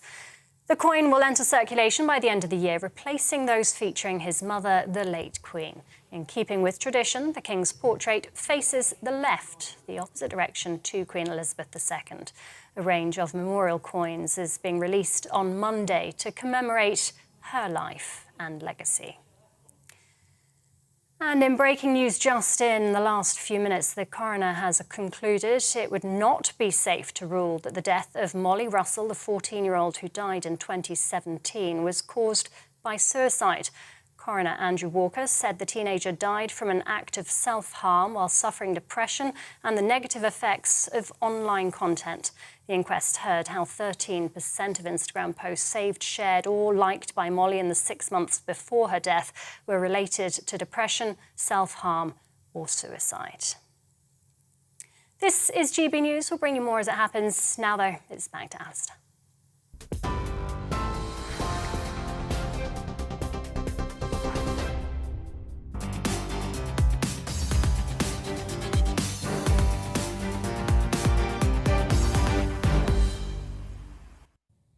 Rhiannon, thank you very much indeed. So the government's Go for Growth budget a week ago today wasn't accompanied by the usual workings. The city was spooked by the levels of borrowing for the energy bailouts and those tax cuts, and the Office for Budget Responsibility were told thank you, but no thank you, when they offered to do an estimate of what it might all mean, or not. Well, the city's already a bit calmer, but did Liz Truss do the same with the Office for Budget Responsibility? I'm delighted to be joined live in the studio now by GB News economics and business editor Liam Halligan with On the Money. We saw in the news bulletin they were in for an hour and said we will be issuing a statement later on. What are you hearing? What I'm hearing is that it was a good-natured meeting, but the Office of Budget Responsibility clearly has concerns. If it didn't have concerns, it wouldn't have let it be known that they were ready to provide forecasts. Look, this is a murky area and everyone's wise in retrospect, but the Office of Budget Responsibility, the Treasury watchdog, it's mandated to do 2 big forecasting exercises a year. And it did one back in March when Rishi Sunak gave his budget. God, that seems like a long time ago. Spring statement. Yeah, that seems like so long ago. And it kind of makes sense to wait to do the second one until the end of the year, until we know how much this energy price cap is going to cost. That was the big, gorilla in the room when it came to this spring statement, this mini budget. Yeah. And to remind folk at home, because it is such a crucial point, much, much bigger than any tax cuts in the budget. Huge. It could cost £150 billion, £200 billion. Alistair, it could cost nothing. We don't know, because delivering the price cap, delivering gas and electricity derived from gas at a certain price that you guarantee, which the government has done, when the wholesale price of gas can go anywhere, it depends where the wholesale price of gas is. But as it happened, the markets, or particularly the commentariat and then the markets, decided, understandably in some sense, to alight on the top rate of tax cuts. And after that, the response to the mini statement became extremely political in my view.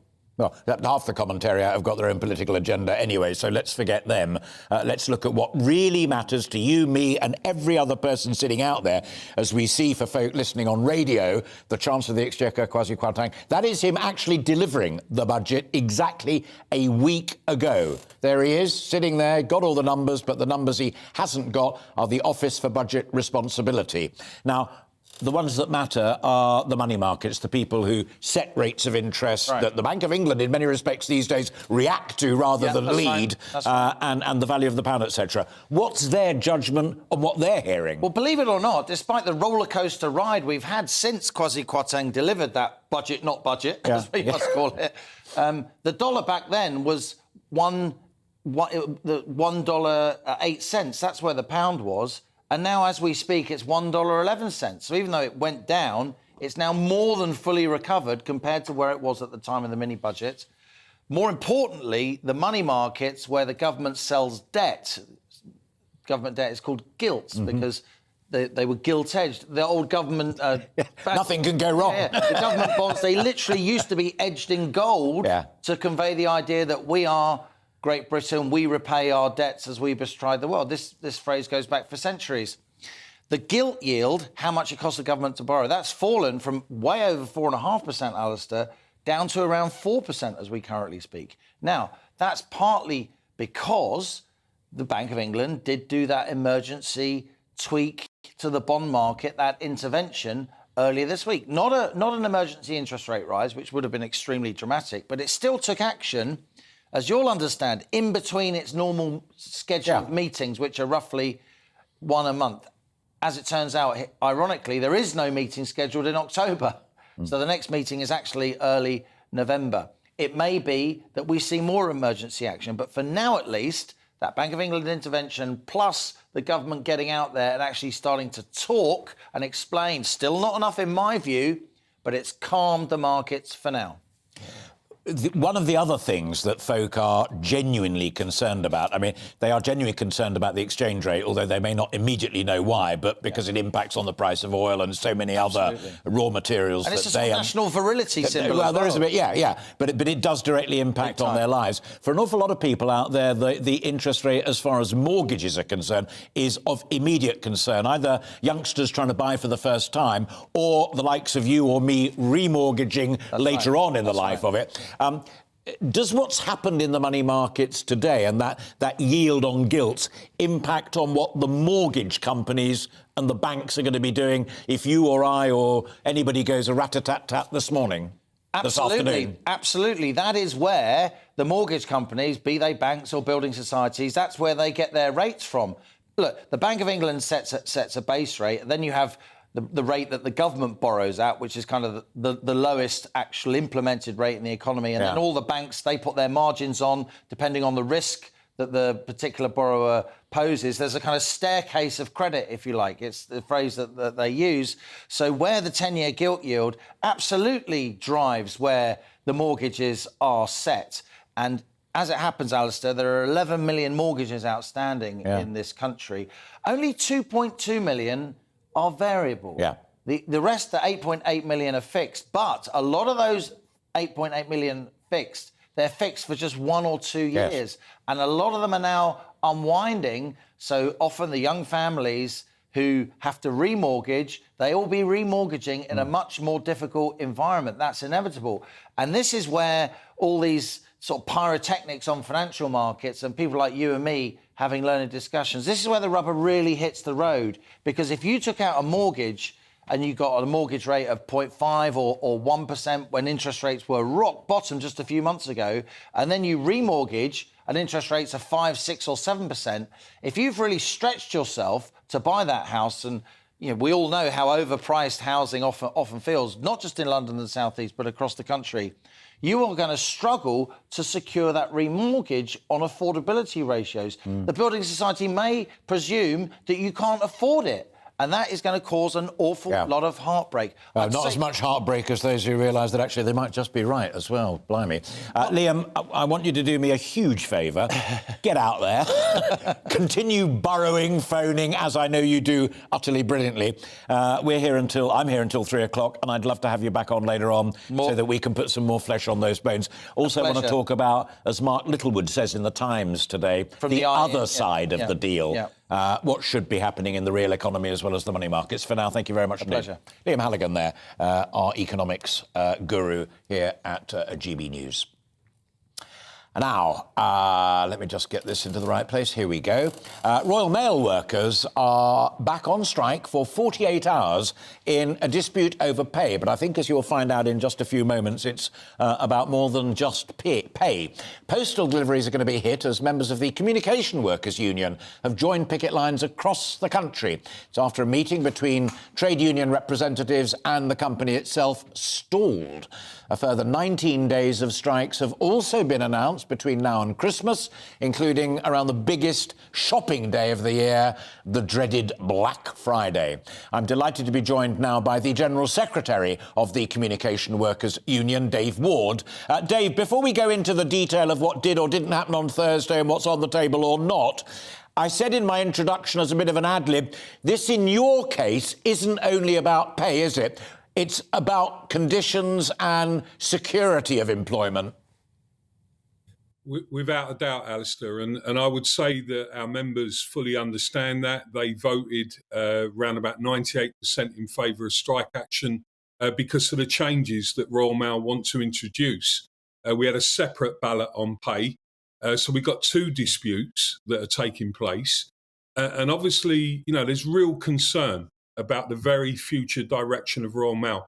This is the biggest attack that has ever taken place on postal workers in the UK by the company.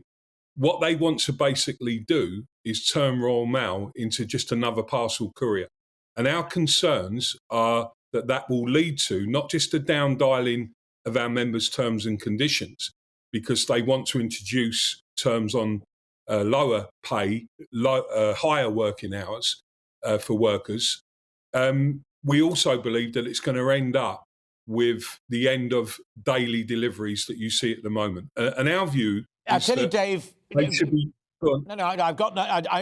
Because I genuinely wanted to hear what you said there, because I'm not sure it's been reported as widely as it deserves to be, and there are always two in a good fight, and this is a good fight. But I have to put back to you now what Royal Mail, and I'm sure they said it to you on Thursday, is the business that they run and that your members are employed by, and I quote, is losing £1 million a day in a competitive market. You don't only risk disruption to us, the consumers, you could see this company go to the wall. Look, what are we supposed to do, Alistair, when the offer that Royal Mail are putting forward on change would actually see Royal Mail as we know it today destroyed as a company? That's why it's such a serious dispute. And what I'd take issue with about the £1 million a day loss, only a couple of months back, the company posted record profits. The senior CEO and the executives of the company received record bonuses for hitting all of their financial targets. We've got a real problem here with the direction of the company. We accept completely that in a post-pandemic environment and with the country potentially going into a recession, that parcel growth is slowing down. And what we're saying to the company is you don't put all your eggs in one basket at this particular point in time. You actually use the competitive advantage that you've got, which is delivering to 32 million addresses every single day of the week, and you innovate and grow products and services on the back of that. So, you know, I don't want to underestimate the direction of the company is absolutely vital in this dispute. And that's why I think if the public and small businesses knew a bit more about what Royal Mail's plans really are, then we've got no doubt that they'll continue to support their postal workers. Well, I give you a public undertaking right now that we will continue to do that here at GB News, because we do genuinely believe in both sides of the argument, as I hope this conversation has demonstrated up to now. I put one thing to you, and you know I'm a former industrial correspondent, and I actually know what ACAS stands for, unlike some of my colleagues, Arbitration Conciliation Service. If your argument is as lucid and watertight as you clearly believe it is, why don't you take it to ACAS? And if you think theirs is as full of holes as you clearly think it is, have them there across the table in front of an impartial arbiter. So I need to explain that the company's offer on ACAS was just a publicity stunt. It's not a serious offer, because at the very same time they made that offer, and you'll know this as an industrial correspondent, if you're trying to find a way forward, you don't open up a chasm at the same time by ripping up every single agreement that the union has got. And one of those agreements is the one that protects us against franchising, protects us against the breakup of Royal Mail, protects us against the further privatisation of Royal Mail, and at the same time, the company have started the process of de-recognising the union. Now, what we said to them yesterday is that we will put to them a clear way forward. We actually outlined that in the meeting. And at one point in the meeting, they said it was the most constructive position that they heard from the union. For some reason, we had an adjournment, and then it went backwards from there. And we will put that position to the company on a way forward. After these strikes, there's a gap of about just shy of 2 weeks, and we will make it very clear what our position is, including the facilitation of talks to try and resolve this dispute. Dave, it's good to talk to you, because there are always both sides to any argument, but I've always found over the years that you put yours particularly lucidly and calmly. So thanks for doing that. And you get back in touch with us or me when you've got to that next phase. It's a great shame that there are strikes. People will be upset by that and disrupted. So let's keep talking, you, me, and you, much more importantly, you and the Post Office. Good to talk to you. Thank you very much indeed. That's Dave Ward there, the boss of the Communication Workers Union, representing the postal workers. And as I say, it's a genuine offer. It does matter to all of us, and therefore we'll keep an eye on that one. It doesn't get anywhere near the amount of publicity that the railway strikes get, but deep down it is just as important. Now, as is this, despite Liz Truss's freeze on energy bills, many households will still struggle to afford the new tariffs. Many of you will have received a message from your supplier saying, take a reading right now, don't leave it until after the 1st of October, because those bills are going up very, very soon. Well, a poll of more than 4,000 households for the charity National Energy Action and the Food Foundation found that 24%, a quarter of parents, are buying less food since the start of the year in order to afford their energy bills. Over a quarter of parents have also reduced the quality of the food that they buy to reduce costs. Well, that's raised concerns about the harm that it could have on children's development across the winter. Joining us now is the Director of Policy and Advocacy at Fuel Poverty Charity National Energy Action, Peter Smith, and there he is. If it means that they're buying fewer burgers and chips, that is a good thing. If it means they're buying fewer fresh vegetables, that is a bad thing. Which is it? Or is it both? It's both. Both the quality and the quantity are being badly disrupted in people's budgets as a result of the soaring cost of energy, as well as other essentials.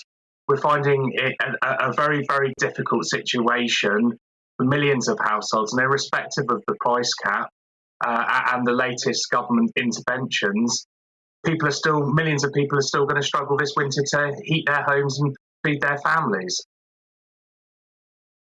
And I don't dispute any of that, and that's why I asked the question. But what I do find quite extraordinary is that this is 1 in 4, despite that large amount of money that is coming from other taxpayers to help people get through their energy crisis, despite upgradings of universal credit and various other benefits that are out there, still 1 in 4 are saying, oh, no, I've got to cut back on the food bill. That's correct. That's the reality that the findings clearly highlight, is that, a quarter of all families are regularly having to cut back on the quantity of food, even more the quality. And 1 in 10 families are regularly eating cold meals because they're trying to save money on their gas and electricity bills. So this is a very, very difficult situation, irrespective of the welcome support that has been made available. But this is even before the huge price increases that we're going to see tomorrow. Even with energy bills capped at £2,500 on average, it's going to be massively unaffordable for millions of people. You're Director of Advocacy and Policy, so it's not a stupid question, I genuinely hope. What would you do? Because it simply is not conceivable that a government of any colour or persuasion, be it Conservative, Tory, Labour, whatever, could bail everybody out to get through an energy crisis of this nature. That's just not plausible. Well, there are clear things that the government can do. Many organisations have been urging them to take these actions, but we would like to see an uplifting commensurate with inflation for universal credit. You mentioned the temporary uplift, which the £20 was removed, and it's roughly about £25 additional energy costs that households are facing since last year. In addition to that, £2,500 is unaffordable. So we would urge the government to put in a targeted provision for something like a social tariff, which is very common in Europe, so energy can be much more affordable for low-income households. A few other things that they could do is further work to try and cut the needless energy we consume in our homes through energy efficiency measures. There were some welcome announcements on that earlier this week, but it was largely a re-announcement of existing money that was already allocated. And the final thing that the government can do is that they can provide free school meals for everybody on universal credit, so at least children get one warm, nutritious meal a day in a safe environment. Forgetting that final point about insulation and helping people reduce their energy consumption, which clearly makes good sense right across the whole spectrum, have you costed the rest of what you've just said about free school meals, about upgrading universal credit, about having a special low-priced energy category for the poor? You're Director of Policy and Advocacy at the National Energy Action Group. Have you costed it? Yeah. So we think it would probably cost about £22 billion in total, which is a very significant sum, and we wouldn't hide from the reality of those additional costs. But in the face of a £150 billion intervention that the government have already taken, which is bailing out all households, irrespective of their incomes, that pales in insignificance, as do the counterfactual costs of not acting in this way. If we allow children to go hungry and cold, there will be life-changing impacts for those children all across their life course. That will cost our health services far more than it would cost to put a warm meal on the table and keep people warm and safe in their home. Peter Smith, good to talk to you. Thank you very much indeed for joining us this afternoon. That's Peter Smith, Director of Policy and Advocacy at the National Energy Action. Another $22 billion on the table. Love to hear what you think. As always, gbviews at gbnews.uk, or you can tweet us at gbnews. Tweet me directly if you like, or go onto Facebook and we'll share the best ones. We really particularly want ideas that can help us get through the current circumstances, and love your commentary on what Dave Ward was saying about the postal strike and what Peter there was just saying about energy price. Time now for this week's GB News People's Poll, and put your hard hats on.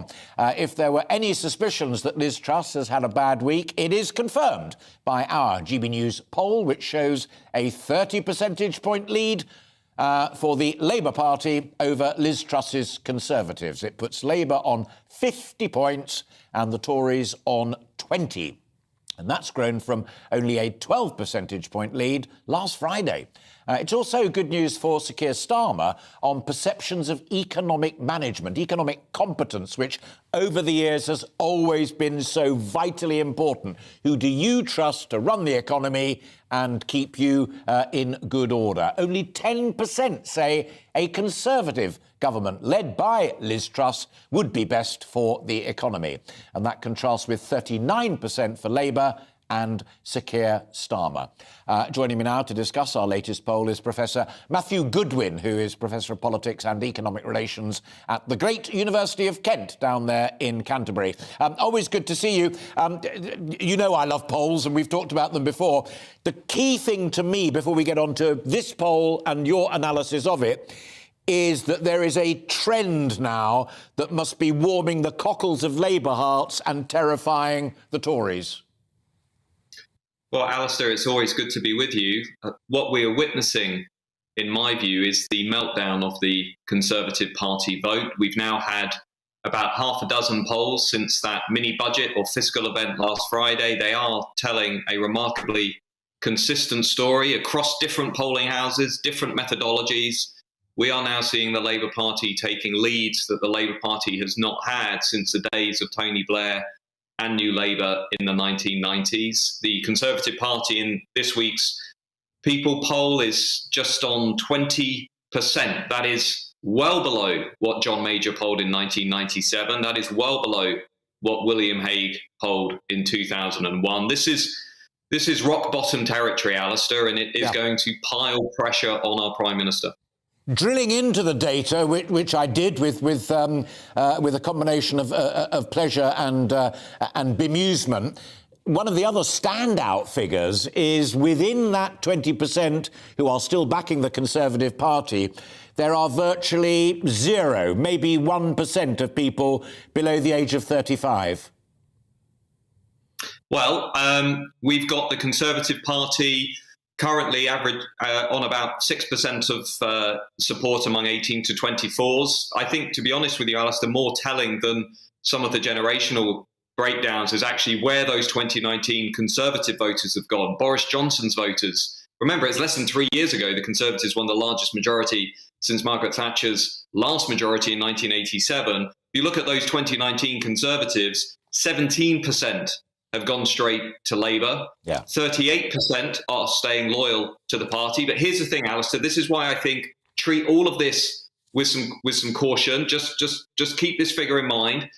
Almost 30% of 2019 Conservatives are now saying they don't know who to vote for. They're saying they're going to sit out the next election. So, they are not going direct to Labour. They are sitting out of politics. They're saying, you know what, I'm just going to wait and see what happens. Now, for Liz Truss and the Conservatives, it's going to be about how on earth can you win those Conservatives back? Because if they don't, it's going to be game over.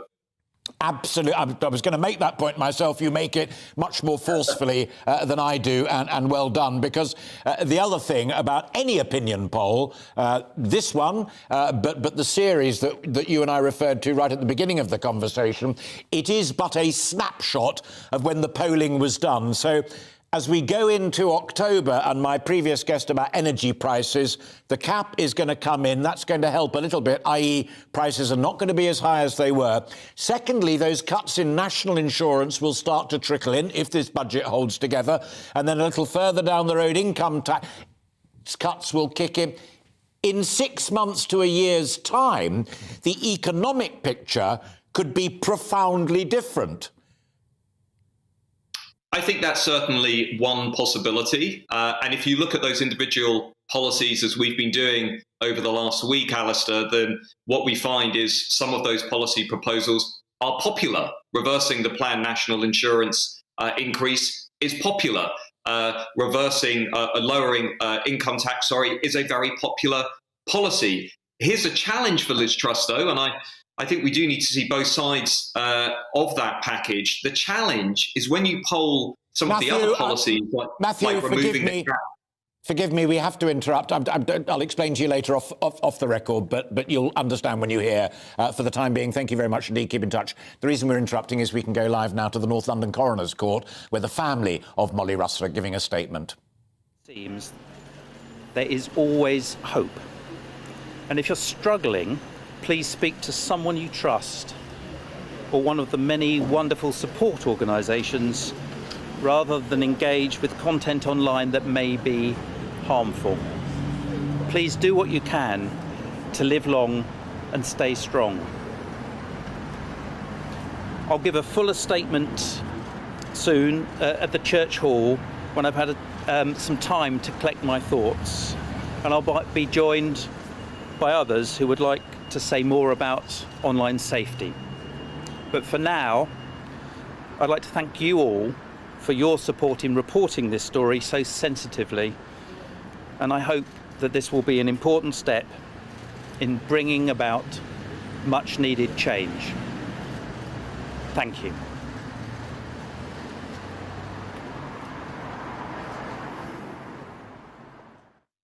Molly Russell's father, Ian, there, who has shown such calm candour in utterly heartbreaking circumstances throughout this. His remarkable, incredible teenage daughter, Molly, who took her own life, reacting to the verdict there in the coroner's court. And if you haven't read the interventions when the woman senior manager from Meta, the company that owns Facebook and various other Instagram and other outlets, was at that coroner's hearing and was grilled not only by the Russell family's barrister, but also by the coroner himself. Truly, truly extraordinary. And the woman from Meta said that she didn't accept that what they posted online had a material contribution to play towards Molly taking her own life. And in the ruling that was published within the last hour by that coroner, to which Mr. Ian Russell was just responding, the coroner did specifically say that what Molly had looked at online had played a not insignificant contribution to her taking her own life. A not insignificant. And in plain language, that means it was significant. Not in my view, not in Ian Russell's view, but in the view of the coroner, one of the most authoritative and senior judicial people in the land. Alice Porter, our correspondent, has been there throughout it all. Incredible statement from Ian just then, Alice.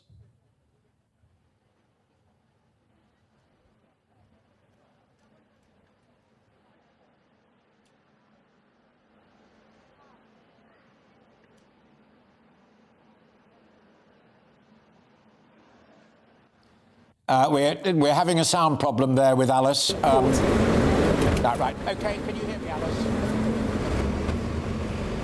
Hi, Alistair. Can you hear me all right? Yeah, I can now. Start again, if you will. My question to you, my observation to you was an incredible statement from Ian Russell.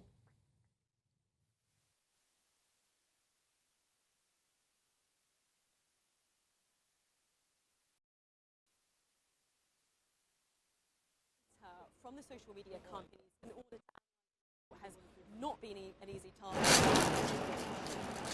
And it's been incredibly difficult. For example, Molly Russell's WhatsApp was never discussed in court. But Ian Russell's statement to the press following the coroner handing down the verdict there into the death of Molly Russell. And then in shifting across to where Alice was, something needs plugging in or replugging in. And I'm not going to